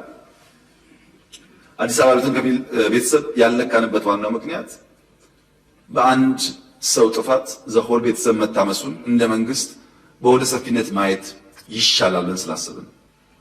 በርካታ ጥቅም ከማስገኘት በተጨማሪ ለምን ፕሪቶሪያ ተስማማችሁ የሚሉ ደግሞ በጣም በርካታ አኩራፊዎች ተፈጥረዋል። كم تري وزلهم أبي أحمد كفرار هندي دفتن دلو مفرر هيزي حبتهم أبزلو قلقل يوم بيت سبوم أبزلو وجن بسنك ساتهم زقبر وزلو نبيت سبوم حماق مقبار كم منقسي سبوقنا قرس لزين ريو يبلالو بقى بيلي. If you think like that you wouldn't say it. الجمر يا هي واحد مراتي عبيت سبات يوم مالت بعد مسي أما قدام زرقو سبات يوم. لذي نساتهم بزقبر وزلو نكالة تقراوي which is by default ኢትዮጵያዊ ትግራይ ክልል በሎ ገለ በሎ ግን ኢትዮጵያዊ ስለዚህ ናብነት ደብረጽዮን ገለ ገብርተሎ ወዱ ወይ ጓሉ አብ አዲስ አበባ እንተሎ still ኢትዮጵያዊ so are you going to treat them differently ቅድም ሕጂ ድራና ነቶም ተጋሩ ከም ኢትዮጵያውያን ትሪት ጽቡቅ አይገበርዎን ሕማቅ ከም ዝገበርዎም ይዝንገራብቲ ግዜ ኩናት ሕጂ ድማ ከም መፈራሪ ይጥቀመሉ ነው ዘካርድ እዚ ዘረባ ድማ ድሮ አይዞሌት ከምዚ ታርጌት ትገብረላ ካነት ህዝብሞ መፈራሪቅ ተቀመልላ ከማለት ይሁን አለ በሎ ቲፒኤልኤፍ ብቻ ሳይሆን ትግራይ መውደም ነበረባት ብለው የሚያስቡ ኃይሎች አኩርፈዋል። ከኛም ገሸሽ ብለዋል። በአንጻሩ እነሱ ይተባበሩ ሞክረዋል። ፕሪቶሪያ እንዲህ ያለውን በርካታ ነገር በውስጡ ያዘ። ከዚያ በኋላስ በየቀኑ በርከት ያሉ ውጊያ ጦርነት ሊቀሰቅሱ የሚችሉ ፕሮቮኬሽንስ በየጊዜው ትግራይ ባሉ ኃይሎች ይፈጸማል። በየጊዜው ከሁሉ የከፋው አሁን በርካታ የትግራይ ልጆች በጉልበት ታፍሰው ሱዳን ላለው ጦርነት ተሽጠዋል። እጅ ከምትሪ ወደለሁም ካላባ አምስላ ቢሉ ሻዕቢያ ትብል ወይካ ኤርትራ ትብልሲ ብጀካ ተጠንቂቁ ከውፃ ዝደሊ ጎቦ ጎቦ ከይድ ብዙሕ ግዜ ይድፍትን ኣብዚኻ ወላ እኳ ኣብቲ ግዜ ውዕል ፕሪቶሪያ ንሕና ሰላም ክንደሊ ከለና ካልኦት ሓይልታት ግን መራሕቲ ህወሓት ጥራይ ዘይኮነስ ትግራይ እውን ክትበርስ ኣለዋ ዝብል እምነት ስለ ዝነበሮም እቲ ውዕል ፕሪቶሪያ ኣዝዩ ከም ዘቆጥዖም ብገይሮም ዝምድንኦም ሳና ከም ዝበተኹን ኤርትራ ማለት እዩ ድሓን እንታይ ሓሲብካ ከም ዝነበርካ ምስጢር ናይ ኣደባባይ ስለ ዝኾነ ብዙ ዘረባ የድልዮን እዩ እንተት ሕጂ ድማ ምስቲ ሽዑ ከጥፎም ኢሉ ዝተመገሰ ሻዕቢያ ተዓሪቆም ድማ ዝተፈላለዩ ንውግእ ዝቅስቅስ ተግባራት ክገብሩ ንርኢ ንሰምዕን ብትዕግስቲ ድማ ንፅመም ኣለና ባህላ እዩ ካብ ሓሊፎም ማዕረት መንእሰይ ናይ ትግራይ ኣብ ኩናት ናይ ሱዳን ተሸይጦም እዮም ይብላሉ። ኤኒዌይ እቲ ስቶሪ ይቕፅል ብሓሶት ንመን እዩ ክእምን ዝፍትን ዘሎ there's nothing new ኣብዚ ኩሉ ዝብሎ ዘሎ ኩሉ ሰብ ዝፈልጦ እዩ there is nothing new nothing special ከምቲ ዝብሎ ዘሎ ነገራት ድማ ከምዚ የለፍሉት እዩ ብሓፈሻ እቲ ጉዳይ ናበይ ከም ምስ ትግራይ ዘሎ ኩነታት ኣበይ ደረጃ በፂሑ ከም ዘሎ ንምግምጋም ጥራይ እዩ this is the peak ኣብ ጫፍ ናይታ ጉዳይ በፂሑ ዘሎ ስለዚ ነቲ ፅምዶ ዝበሃል ከም ታርጌት ጌርካ ንዑ ንምህራም ዝግበር ዘሎ ኣካይዳ እዩ ልክዕ ከምቲ ናይ ካልኦት ሓይልታት ንፅምዶ ታርጌት ክገብሩ ዝፍትኑ ዘለዉ ተመሳሳሊ ተግባራትን ኩነታትን ንርኢ ዘለና ኔክስት ስቴፕ እንታይ ክኸውን ንግዜ ንገድፎ ኮይኑ እቲ ጉዳይ ግን ክሳዕ ክንደይ ኣብ ተኣንፋፊ ደረጃ በፂሑ ከም ዘሎ ክንግንዘብ ንኽእል ናው እቶም ብወገን ትግራይ ዘለዉ ዝብልዎ ዘለዉ ካብዚ ንሱ ዝብሎ ዘሎ ዝተፈልየ እዩ ፎር ኤግዛምፕል ዝፍፅመልካ ዘሎ በደል ዝፍፅመልካ ጆኖሳይድ ዝፍፅመልካ ጥቃዕ ዝፍፅመልካ ከጥፍአካ ዝደል ዘሎ ባዕልት ማእከላይ መንግስቲ እዩ ሰብ ተልኢኹልካ ሓደ ኢትዮጵያ ናብ ትግራይ ተልኢኽዎስ በቲ ንቡር ሕጊ ሰላል ክትብሎ ኣይትኽእልን ክስልል እዩ ግን መፅኡ ትግራይ ከጥፋዕ በቲ ንቡር ሕጊ ክትዳንዮ ይትኽእልን ህዚ ነዚ ዝምልከት ዋፀላኢ ኮይኑ እናሃለየ መንግስቲ እዚ ንዕኡ ዝምልከት ሕጊ ኣውፂኻ እሞ ከም ዝበለ ምንቅስቃስ ምግባር ማ ናይ ፀላእነት ናይ ስለላ እዩ ዝብል ሕጊ እንድሕር ዘይወፂኻ ኣብ ትግራይ ትገበን ሕጊ ዶ ክተውፅእ ትኽእል እያ ትግራይ ዝብለና ዘሎ ማለት እዩ እሞ ምንታይ ዳ ክንገብር ከም ትሪእዎ ዘለኹም እቲ ኣብ ትግራይ ዘሎ ኩነታት ኣቃሊልካ ክርአ ዝኽእል ኩነታት ከም ዘይኮነ ርዶ እዩ ዳርጋ ብብዙሕ መንገዲ ከቢድ ፈተናታት እዩ ዝገጥሞም ዘሎ and ጽምዶ one of the targeted ኮይኑ ዘሎ ኣብዚ ጉዳይ እዚ ጽምዶ እዩ ንጽምዶ ከም ታርጌት ወሲድካ ከም ሓደ ወታደራዊ ጉዕዞ ይግበር ከም ዘሎ ጌርካ ወሲድካ ንጽምዶ ንምድኻም ብዙሕ ርሕቀት ይዝኽየ ዘሎ ዝካዮም ምስ ሱዳን ዘሎ ምዕባለ ተተሓሒዙ ብክልተ ገጽ ዝረኣዩ ጉዳያት ኣለዉ ሓደ ከም በዓል ጀነራል ጻድቃን ጌታቸውን እቲ ኩናት ናብ ሱዳን ወሲድካ ብድሕሪት ብኣሶሳ ጌርካ ኣብ አዲስ አበባ ዘሎ መንግስቲ ንምፍራስ እዮም ዝንቀሳቀሱ ዘለዉ ዝብል ክስታት እውን ከቕርቡ ተሰሚዑ እዩ እዚ ብርክት ዝበሉ ኣካላት ብቐጥታ ኣሜሪካ ሕዚ እውን ምስቶም ሓይልታት ናብ ምትእምማን ስለዘይበፅሐት እቶም ሓይልታት ድማ ከም ተዓንተወተልዕሎ ነበርካ 83 ገጢምኩም ዝነበረ ተኣኪቦም ኣትዮም ነንሕድሕዶም ክዋግኡ ይኽእሉ እዮም ተዓደ ናብ መቓድሾ ክትቀየር እያ ዝብል እቲ ካልኣይ ድማ ኣብ ግብፂ ዘለዎም ረብሓ መሰረት ዝገበረ ክኸውን ይኽእል እዩ ከም ተዓንተወ ዘቕመጥካ እዩ ዘሩ ሕዚ ሓደ ናይ ቀፅሉ እውን እዚ ብካሊእ ገፅ ድማ ጀነራል ኣለምሸት ኣብዚ ናይ ብልፅግና ጀነራል ማለት እዩ ኣነ ብጣዕሚ ካብ ገርመኒ ኢሉ ዘቐመጦ ናይ ትግራይ ሓይሊ ናይ ኦነግ ሓይልን ከም ገይሩ ምስ ፋኖ ይሰርሕ ፋኖ እኮ ኢትዮጵያዊ እዩ እዚ ማለት እንታይ መልእኽቲ እዩ ዘመሓላልፍ ዘሎ እዚኣቶም ክልቲኦም ሓይልታት ተገንፀልቲ እዮም ዝብል መልእኽቲ ንምምሕልላፍ እዩ ስለዚ ብቐፃሊ ናይ ኣሜሪካ መንግስቲ ቅድም ክብል ናብቲ 17 ዓመት ዝነበረ ናይ ዲፕሎማሲ ስራሕቲ ምስ ኣሜሪካ ዝነበረ ፈላላይ ከመይ ናብ ምርድእ ከም ዝመፀ እውን ኣቐሚጥካ ኣለካ ሕዚ ምስቲ ባህጊ ናይ ኣሜሪካ መንግስቲ ኣብዚ ዞባ እውን ተፈጢሩ ብዘለዎ ኩነታት ናይ ትግራይ ባህጊ ተዓሊቑ ኣብ ውሽጢ ኢትዮጵያ ዘለዉ ሓይልታት እውን ተኣኪቦም ናብ ሓደ ክመፅሉ ዝኽእሉ ዕድል ኣሎ ዶ ምስቲ ናይ ኣሜሪካ ድሌትን ባህግን ምትዕራቕ ኣይከኣልን ድዩ እዚኣ ሂብካ መዛዘማ ንገብር ኣነ ብመሰረቱ ናይ ኢትዮጵያ ናይ ኣሜሪካ ኢንተረስት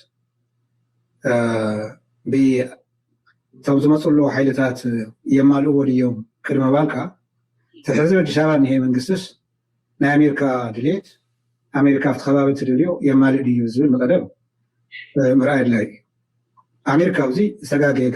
ገምጋም ተፈለየ ደምዳም ዝወፅሑ ይመስለኒ ናይ ኣዲስ ኣበባ መንግስቲ ናይ ኣሜሪካ ቀንዲ ኢንተረስ ኣብቲ ከባቢ ዝተረጋገአ ከባቢ ምግባር እዩ ዝተረጋገአ ቀርኒ ኣፍሪካ ክረጋጋ እዮም ዝደልዩ ኢንተረስቶም ንሱ እዩ ናይ ኢንተርናሽናል ተሮሪዝም መፈልፈሊ ኮነ ይደልይዎን ሶማሌ ናይ ኤክስትሪሚዝም መፈልፈሊ ኮነ ይደልይዎን እተን ከባቢ ዓድታት ኢንክሉዲንግ ኣብ ኢትዮጵያ ኣብይ ኣሕመድ ናብቲ ናይ ቀደም ዝነበረት ኢትዮጵያ ክመልሳ እየ ኢሉ እዩ ከእመኖም ዝምክር ዘሎ ኢትዮጵያ ነቲ ከባቢ መረጋጊት አንከር ስቴት እያ ነይራ ብተግባር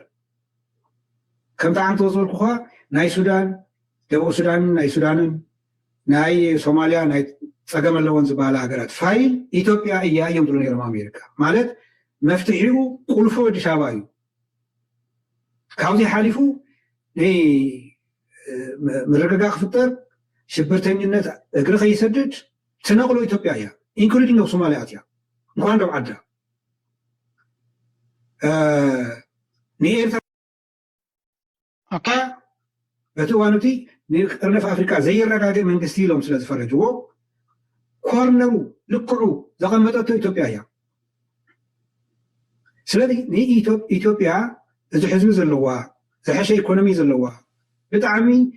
ፕሮፌሽናል ዝኾነ ኣርሚ ዘለዋ ክሊር ዝኾነ ፖለቲካ ኣጀንዳ ሃገር ክመርሕ ዝኽእል ሊደርሽፕ ዘለዋ ወላ እውን ኣብ ገለገሊኡ ኣሜሪካ እንተተፈላለዩ ንሃገሩ ቀናኢ ዝኾነ ኣመራርሓ ዘለዎ ሃገር ስለ ዝኾነት እቶም ምሳና ዘየጠዓዕሞም ናይ ኢኮኖሚ ናይ ካልእ ፖሊሲን ውሕጥ ኣቢልና ንኢትዮጵያ ግን ክንሕግዝ ኣለና ዝብል ምሳና ሰሪሖም እዮም ዓንዲ ዓሪዕና ካብ ቻይናን ካብ ዋሽንግተንን ኢና ክንሰርሕ ኢልና ናይ ኤምኤፍን ናይ ወርልድ ባንክን ሓገዝ ንኢትዮጵያ መፅሉና እዩ ናይ ኣሜሪካ ኢንተረስት ነማልኦ ናና ኢንተረስት ምሻጥ ኣይኮነን እተን ዘፈላለያና ግዜ ኣይኮነን ዝበልናየን ነገራት እዘን ብኢትዮጵያ ድኻ ህዝቢ ዝተቋቋማ ናይ መብራህቲ ቴሌኮሙኒኬሽን ኢትዮጵያ ኣየር መንገድ ካልኦትን ዘን ዓበይቲ ኮማንድ ግዛዕ ዝበሃላ ባንኪንግ እዚኣተን ኣሕሊፍና እየን ኣእሚንና ንኣይኤምኤፍ ዓመት እናተደራደርና ብፕሪንስፕል ደረጃ ንሰምዐኩም ግን በዚ ምክንያቱ እዚ ድልዋት ኣይኮንና ንሕዘ ትብል ተንዝሃቡና ገንዘብ ኣብ ተግባር ምስ ረኣይዎን ግን ተንዝሃቡና ገንዘብ ኣብ መንገዲ ኣብ ኢንፍራስትራክቸር ትምህርቲ ምስ ሓለፍናየን ኣሜሪካ ጥራይ ኣይኮኑት ሪፖርት ዘውፅዎ ዩናይትድ ኔሽን የውፅዎ ኣውሮፓ ሕብረት እዚ ዓብ ዲፕሎማት ናይ ኢህደግ ዝነበረ ትግራዋዩ ትሪዎ ዘለኹም ድማ ተኣካይዳ ከመይ ነይሩ ሎሚ ከመይ ኣሎ ኣብይ ኣሕመድ ክሳዕ ክንደይ ካብቲ ዋላ እኳ ካልኦት ጓዓፂፆም ንዓቢ ክቕበልዎ ከም ዝኽእሉ ይገብሩ እንተለዉ ኣብይ ኣሕመድ ግን ንረብሓ ናይ ኣሜሪካ ከገልግል ዝኽእል ከም ዘይኮነ እዩ ዝምጉት ብሌሲንግን ኣይኮነን መን እዩ ዝዕድመና ነይሩ ናብ ኣሎ ናይ ኢትዮጵያ ፖሊሲ ስፔስ እውን ሂቡ እዩ ሸይጡ እዩ ማሉን ዘይኮነስ ካሊ መማረፅ እውን የብልና ምስ መን ኢና ክንሰርሕ ልዕሊ ሕዚ ምስ ቻይና ምስ ራሽያ ኣብ ስእሊ እውን የለውን ዳርጋ ኣብይ ኣሕመድ ደልይዎ ነገር ኣይገብረልኩም ዘሎ ትጋገይኹም ዘለኩም ኣብይ ኣሕመድ እንኳን ዶ ከባቢ ክረጋግእ ብታ ሕዚ ትልልዋ ዘለኹም ተቐፂልኩም ተዓዲ ፍራክቸር ድያ ክትከውን ዩጎዝላቪያ ክትከውን ትኽእል እያ ኣብዚ ስብልካ ሕማቕ ትንቢት ኣይኮነን ተወሎ ኢልኩም እንዲያውም ነቶም ተቃወምቲ ዝተዓጠቁን ዘይተዓጠቁን ተሓባቢርኩም ኣብ ኢትዮጵያ ዝተረጋገአ መንግስቲ ክህሉ ታንቶ ትብሎ ዘለካ እኮ እዩ ዝሸጠሎም ዘሎ ንኣሜሪካ ሆላን ትድፍን ቴሌፍን ፋኖን ተተሓባቢሮምስ ከመይ ገይሮም እዚኦም ንፈላላዮም እዚኦም ንመቐለዮም ትብሎም እዚ ኮይኑ ኣሜሪካ ዝሸጠሎም ዘሎ አንፎርቹኔትሊ ኣብ ባይታ እውን እቶም ንኣሜሪካ ሲግናል እናሰደዱ ንዓለም ሕብረተሰብ ሲግናል እናሰደዱ ብሓባር ኮይና ክንሰርሕ ኢና ዝብሉ ዘለዉ ኣካላት ኣብ ኣደባባይ ወፂኦም ክሳብ ሕዚ ዝገበርዎ ነገር ይንሰምዕን ዘለና ብሓፈሻ እንታይ ዝብል ዘሎ እቲ ህወሓት ራእይ ናቱ መደብ ናቱ ናብ ኣሜሪካ ክሸይጥ ክኽእል ኣሎ ይብላ ኣሎ በዚ መንገዲ ክትሪኦ ከለካ ኮይኑ ተሪፉ ኤርትራ ስቲል ዓብ ስራሕ ከም ዝፅበያ ጥራይካ ትርዳእ ንሕና ኤርትራውያን ኢና እቲ ጉዳይ ኢትዮጵያ አንከር ስቴት ክትኮነሉ ትኽእል ናብኣ ክመልስ እያ ኣቢሕኽ ዝብል ዘሎ ንኣሜሪካ ድማ ዝደለኹም ክገብረልኩም ክእል ኣድሕኑ ንዚ ዓይነት እዩ ብኡ መንፅር ድማ ንሱ እንተድሒኑ ወላ እኳ ሕጂ እንታይ ዝብል ዘሎ እቲ ኤክስፐርት ህወሓት ኣነ ነዚ ከባቢ ንምርግጋእ ክጠቕመካ ይኽእል እየ ምሳይ ክትሰርሕ ፈትን ኢሉሲ ንኣሜሪካ ክእምን ክኽእል ኣለዎ ነቲ ናይ ዶናልድ ትራምፕ ኣካይዳ ድማ ነቲ ናይ ኣብይ ኣሕመድ ዝገብሮ ዘሎ ድማ ካውንተር ክገብሮ ኣለዎ እዩ ዝብል ዘሎ ኤኒዌይ እዚ ከምዚ ኢሉ እናሃለዎ ከሎ እቲ ጉዳይ ናይ ኤርትራ ካልእ ሓደ ኣገዳሲ ፍጻሜ ኣጋጢሞ ኣሎ እሱ ድማ እዚ እዩ Eritrea mandate again. But what if this is actually a wake-up call? The United Nations has done it again. Despite Eritrea's diplomatic offensive, despite the warnings from Foreign Minister Osman Saleh, despite the lobbying efforts in Geneva led by Ambassador Sofia Tesfamariam, despite growing criticism of country-specific mandates and selective approaches to human rights, the UN Human Rights Council has once again extended the mandate of the Special Rapporteur on Eritrea. So what now? Does Eritrea spend another year fighting the same diplomatic battle? Another year writing statements? Another year trying to persuade people who may have already made up their minds? Or could this be the moment Eritrea stops reacting and starts? ከም ትሪእዎ ዘለኹም ዩናይትድ ኔሽንስ እቲ ሂማን ራይትስ ዝበሃል ኣካል ናይ ኤርትራ ሕጂ እውን እንተኾነ ንተወሳኺ ዓመት ድዩ ዋላ ንክንደይ ዓመታት ሓድሽ ውሳኔ ኣመሓላሊፍሎ እቲ ውሳነ ድማ እቲ ስፔሻል ሪፖርተር ዝበሃል ናይ ኤርትራ ዝነበረ እቲ በቲ ዶክተር ባብክር ዝበሃል ዝምራሕ ዝነበረ ተልእኾ ናቱ ክቕፅል ምዃኑ ተገይሩሎ ማለት እዩ እዚ ድማ ከም ትሪእዎ ዘለኹም ኣበየላ እቲ ድምፂ ተገይሩ ንኤርትራ ብልፅግና ዝተሓወሶ ብልፅግና ወሲኽካ ኢትዮጵያ ወሲኽካ ብዙሓት ሃገራት ክቕፅል ከም ዘለዋ ኣድሚፀን ማለት እዩ እንዲሆን ለኣፍሪቃ ኢትዮጵያ ትርከቦ ድማ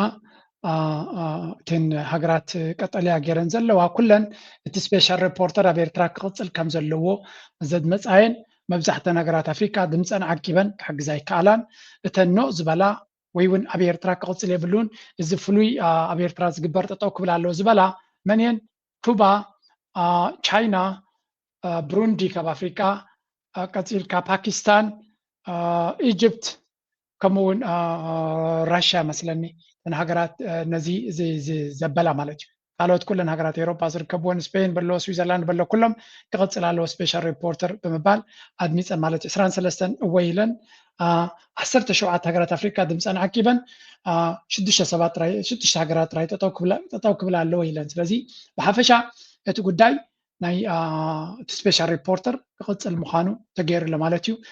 ሓድሽ ንዑ ዝመርሕ ድማ ይድለ ኣሎ በዓል እዚኣ ሚርያም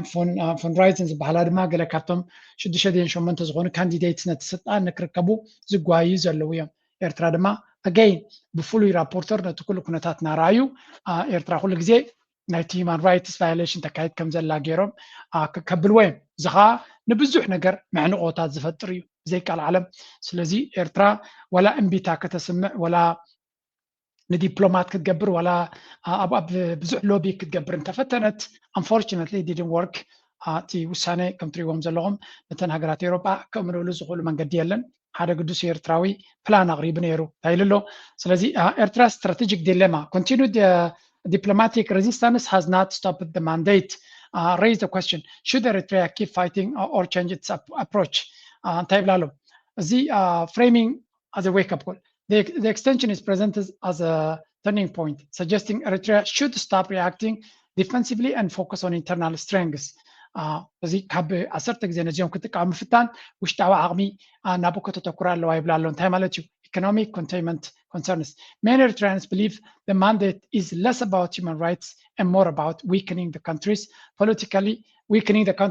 and economically prosperity depends on mobilizing Eritrea's own resources ብሓፈሻ ናይ UN ጉዳይ ዘይውዳእ ድራማ ኮይኑ ይቕፅል ኣሎ ንኤርትራ ድማ መሊስካ ፀገም ንምፍጣራ ዝግበር ዘሎ ስለዚ እንታይ ክግበር ኣለዎ እዮም ዝብሉ ዘሎ ኤርትራ ኣብ ውሽጣዊ ጉዳያ ከተተኩር ኣለዋ ምስ role of the domestic development emphasis ሓደ ኤርትራዊ ዝገበረ ነይራ እዚኣ ኣብ ህዝባ ዘተኮረ ንዲያስፖራ ዘሎ ህዝብን ንውሽጢ ዘሎ ነዋሂድካ ውሽጣዊ ቁጠባዊ ንምህናፅ ብዙሕ ጉያ ክግበር ከም ዘለዎ ዘለና ፀጋታት ብዝለዓለ ናህሪ ንክንጥቀመሉ ብዝለዓለ ውህደት ክንጥቀመሉ ንኩሉ ፀጋታትና ኣጎሳጒስና ክንዋጋን ክንቃለስን ከም ዘለና እዮም ዝነግሩ ዘለዉ ኣይተገበረን ስለዝኾነ ድዩ ዘይተፈተነ ስለዝኾነ ገለ ሰብ ከም ድሌቱ ክዛረብ ይኽእል እዩ ስለዚ ብሓፈሻ ግን ኤርትራ ሓድሽ ነገር ክትፍትን ክትክእል ኣለዋ እዩ ዝብል ዘሎ ሰብ እዚ ምክንያቱ እቲ ንዩኤን ክትእምን ኢልካ ዝግበር ኩሉ ይሰርሕ የለን ናቶም ሕቶታት ንፁር ዝበለዩ እንታዮም ዝብሉ ዘለዉ ሃገራዊ ኣገልግሎት ዘሎ ሰብ ኖርማል ሂወት ክመርሓሉ ዝኽእል መንገዲ ክፍጠር ክኽእል ኣለዎ ይብሎም ኣብ እስር ቤታት ዘለዉ ሰባት ክወፁ ክኽእሉ ኣሎም ሕጂ ኣነ ናተይ እቲ ዝብልዎ ዘለዉ ገሊዩ ኤርትራ ክትገብሮ ትኽእል እያ ዝብል እምነት ኣለኒ ትሕቶ ግን ኤርትራ ንዑ ተገይራኸ እቲ ነገር ክለዓል ይኽእል ዶ ኣይም ኖት ሹር ምክንያቱ ብርግፅ ነቲ ሃገር ገለ ነገር ደገፍካ ክገብርዎ ክኽእል ኣለዎም ምክንያቱ ኩላ እዛ ቪድዮ ንሪኦ ዘለና መፃኹኻ ወረርኩኻ ዝብል ቋንቋ ካብ ብልፅግና እናመፆ ከሎ ግደፍ ትጋገለኻ ሉላውነት ናይ ሃገር ኣይትደፍርኒ ኢኻ ኢሉ መግለፂ ዘውፅእ ሓይሊ የለን ስለዚ በቲ ሓደ ክበልዓካየ ከጥፋእካየ ዝብል ዝፍክር ዘሎ ዝሕግዙ እየ ዝብለኩም ነዚ ኩሉ ሉላውነት ናይ ኤርትራ ዝደፍር ዘሎ ኣብ ሃገሩ ድማ ብድሮናት ሰብ ንዝቐትል ዘሎ እንታይ ይገብርዎ ኣለዉ it's just I don't know ከም ኤርትራዊ ኮይንካ ክትሪኦ ከለኻ ዳርጋ ፀርፉን ክትብሎ ትኽእል ኢኻ ግን is what it is IMF ንብልፅግና ነቲ ኩሉ ዝገብሮ ዘሎ ዕንወት ብምንታይ ሸሊሞ እሞ ተወሳኺ 464 ሚልዮን ዶላር ክብዎ ምዃኖም ተወሳኺ ሓገዝ ሓሊፎም ኣለዉ ስለዚ ኣብ ኣምሓራ ትገብሮ ዘለኻ ሞት ይኹን ኣብ ኣርሲ ኣብ ኦሮሞ ንቤተክርስትያናት ዘቃፀልካ ይኹን ኣብ ካልእ ዝገበርካዮ ብዘይገድስ ሕጂ እውን ተወሳኺ 464 ሚልዮን ክንበካ ኢና ብምባል ቀፅል ትገብሮ ዘለኻ ቀፅሎ ኩሉ ነገር ናብ ኤርትራ ክትወርር ፈትን ንሱዳን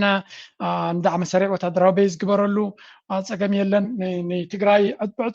ብዕፅዋን ክባን ጌርካ ህረሞም ናብ ሶማልያ ኣብ ደገ ባሕሪ ኢልካ ኣጀንዳ ግበር ዝደለኻዮ ግበር we are going to give you money ነቲ ዕዳታት ናትካ ድማ ክንሕግዛካ ኢና እዮም ዝብልዎ ዘለዉ ስለዚ ካብዚ ንላዕሊ ንፁርነት ናይ ፕላን ናይ ኣሜሪካ ክኸውን ኣይክእልን ኣቢ ከሳስይዎ ኣቢ ሒዞሞ ደጊፎሞ ንክኸዱ ወሲኖም ከም ዘለዉ ኢና ንርኢ ዘለና ኣገይን ከም ኤርትራዊ ዝስማዓካ ነገር ብዙሕ እዩ ዘሎ ግን እንታይ ዝግበር ኣሎ እቲ ዲስ ዝያታ ንነብረላ ዘለና ዓለም እያ ዝያታ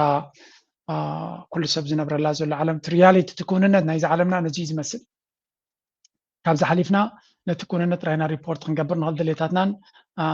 ባህግናትና ካሊእ እዩ ግን እቲ ኩንነት ነዚ ይመስል ካብዚ ቀፂልና ድማ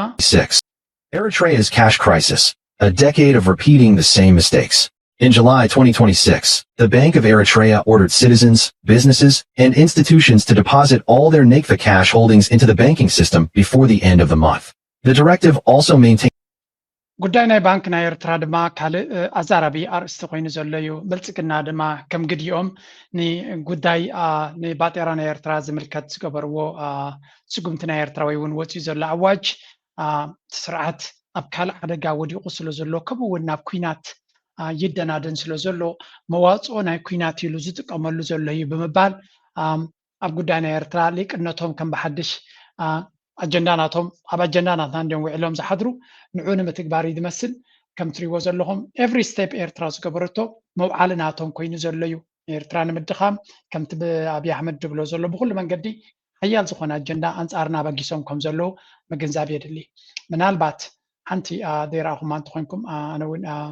ሓንቲ ከሪአኩም ኣብ ካልእ እውን ከድኩም ክትሰምዕዋ ዘለኩም let me show you this ድሕሪኡ ሓንቲ ቪድዮ ገይረ ክውድእ ክፍትን እየ ከማን there was this let's go أبي غايم بس تقبل القطعة حنتي موتي تافهم ስለዚ ሓንቲ ወረቐት ናይ ዶላር ኣብ ሴንትራል ባንክ ናይ ኣሜሪካ እንደዚያ ትኸውን ማዓቅ أنا ወርቅ ለዋት ትበሃል ነይሩ ከመይ ነይሩ ክሳብ ከምኡ ብዛዕባ ምቕያር ገንዘብ ገለገለ ክንዛረብ እንደዳ ኮይና ኣብ ኤርትራ ባንኪንግ ሲስተም ክሳብ ከምኡ ስለ ዝሰፍሐ ድዩ እዚ ሴንትራል ባንክ ዝበሃል ኣብ ኣነ ዲፖዚት ክገብር ኣካውንት ክኸፍት ኣይፍቀደኒ ሞር መንግስቲ ናብ ረብሓታት ጥራይ ዝያዳ ይሕሎ ዶ ኮይኑ ኣይስማዓካን ሓደ ዶላር ክሳብ 100 ናቕፋ በፂሑ ብፀሊም ዝንበደሉ ቦታታት ከም ዘሎ ይንገር እቲ ህዝቢ ምናልባት እምነት ናብ ምጉዳል ተመፅኡ ይኾን ኣነ ክመፅእ ከለኹ ሓደ ባጀላ ዝመስል ገጅ ፈጢራይ ነይርዎም ቀስ ብቐስ ኩለን ግና እዚ መንግስቲ ባጤራ ናተይ ኣብ ባንክ ክኸውን ኣሎ ሰብ ድማ ኩሉ ትራንዛክሽን ናቱ ባንክ ቱ ባንክ እናገበረ ክኸይድ ኣለዎ ክብል ከለዎ this is what is normal ግዴታ እዩ ብመሰረቱ ኣብ ኤርትራ ዘሎ ሰብ ገንዘብ ከቐምጥ ከሎ ሃብቲ ብወርቂ ከቐምጥ ዘሎ ባጤራ ምቕያር ኣብ 10 ዓመት ከም ኤርትራ በቸም ሓንቲ ኣገዳሲት ፖድካስት ጌርናልኩም ኣለና ኣበይ ኣብዚ ድራር ፎር ኣፍሪካ ዝብል ዘሎ ቻነልና ከድኩም ክትሪእዎ ኢኹም ኣብ ኮሜንት ሴክሽን እውን ክንገብረልኩም ኢና እዛ ቪድዮ ከድኩም ረእይዋ ነዚ ጉዳይ በዓል ብልፅግና ገለ ዝዛረብሉ ዘለዉ ብዕንቆት ርኢና ኣለና ስለምንታይ ተገይሩሎ እቲ መንግስቲ ንምንታይ ዕላማ እዩ ዝገብሮ ዘሎ እንታይ ረብሓታት ክህልዎ ክእል እንታይ ዓይነት ፀገማት ክፈጥር ክእል ወይ እውን ብመሰረቱ እዚ ተወሲዱ ዘሎ ስጉምቲ ፅቡቅ ድዩ ሕማቕ ኣብ ካልእ ዓለማት ከየጋጥም ዶ ኣብ ካልእ ዓለማት ከጋጥም ከሎ እንታይ ዓይነት ፀገም ዘጋጥም እዩ ዘጋጥም ዝብል ዕሙቕ ዝበለ ነዚ ነገር እዚ ዘርከበ ክትንክፎን ክሽምጥጦን ንርኢ ስለ ዘለና ገለ ነገር ንሕና እውን ብግዴና ነቲ ጉዳይ ንህዝብና ክምህረሉ ኣለና ብምባል ሓንቲ ቪድዮ ጌርናልኩም ኣለና ከድኩም ስምዕዋ ኣብ ድራር ፎር ኣፍሪካ ኣላትኩም ገለ ነገር ክትመሃሩላ ትኽእሉ ኢኹም ከምዚ ዓይነት ቪድዮታት ድማ ብዛዕባ ብንእሽተይ ገፀ ጥራይ ንትንክፎ ብስፊዕ ዝበለ ኣርእስቲ ክንሪኦም ስለ እንደሊ ኣነ እውን ዓውደ ትምህርቲ ናተይ ናይ ፋይናንስ ስለ ዝኾነ ቁሩብ ዝርዳእኒ ሓበሬታ እውን ስለ ዝኾነ ንዕኡ ከድኩም ስምዕዎ ካብ ዳርጋ ብዛዕባ እዚ ኣርእስቲ እዚ ክውንን ዘይክውንን ሓቅን ሓሶትን ተደባሊቑ ዝወፅእ ነገር ስለ ዘሎ እቦ ጌርኩም ረእይዎ ብልፅግና ኣጀንዱ ከይሸጠ ከሎ ድማ ንሕና ኣስተውዒልና ክንከታተሎ ዘለና ኮይኑ ይስምዓኒ እምበር ከም ወትሩ ንሕና ንህዝብና ክጠቅም ይኽእል እዩ ዝበል ናይ ትሕዝቶታት ኢና ናባኹም ክንቅርብ ንፍትን ምናልባት ነዚያ ነግረ መንገደይ ሕውስ ከብለላ ግዜ ሓሊፋ እንተላ ግን ኣይተሓዙለይ ሆላንድን ከባቢያን ከመይ ኣለኹም ምስ ኢብራሂም ምራጭ ድሕሪ 11 ዓመት ተራኺብና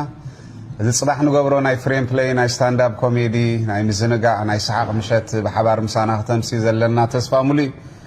ብሰላም መፁ የቐኒል ከም ትሪእዎም ዘለኹም ኣዝዮም ፍትዋት ዝነበሩ ክልተ መሳኒቲ ዝነበሩ ስደት ግን ንስነ ጥበብ ስለ ዘይከውን ድሕሪ ክንደይ ዓመት ተራኺብና ይብሉ ኣለዉ ዕለቱ ኣይሓለፈ ንኸውን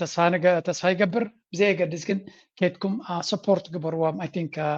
ሌጀንድስ ናይ ኮሜዲ ናይ ኤርትራ እዮም ሓግዝዎም ኣብ ጎኖም ደው በሉ ንፍዑ ናትካ እንተሓገዝካ ንፍዓት ተፍሪ ንንፍዓት ናትካ ሸለሊልካ እንተኸይድካ ድማ ንፍዓት ከም ብሓድሽ ኣይመፁኻን እዮም ስለዚ ሓላፍነት ኣለና እናበልኩ ናይ ሎም ኣርእስቲ ኣብዚ ጉዳይ ላይክ ምግባር ሸር ምግባር ርእቶኹምን ሓሳብኩምን ኣይትብቀቑ እናበልና ነታ ቪድዮ እውን ከድኩም ረእይዋ ሕጂ ድማ ምዝያ ዕርፊ ክንገትፈኩም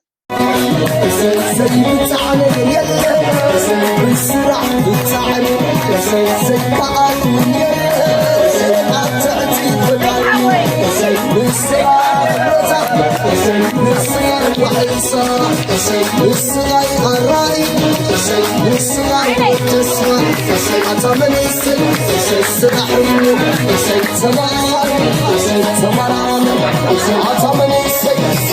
Come on,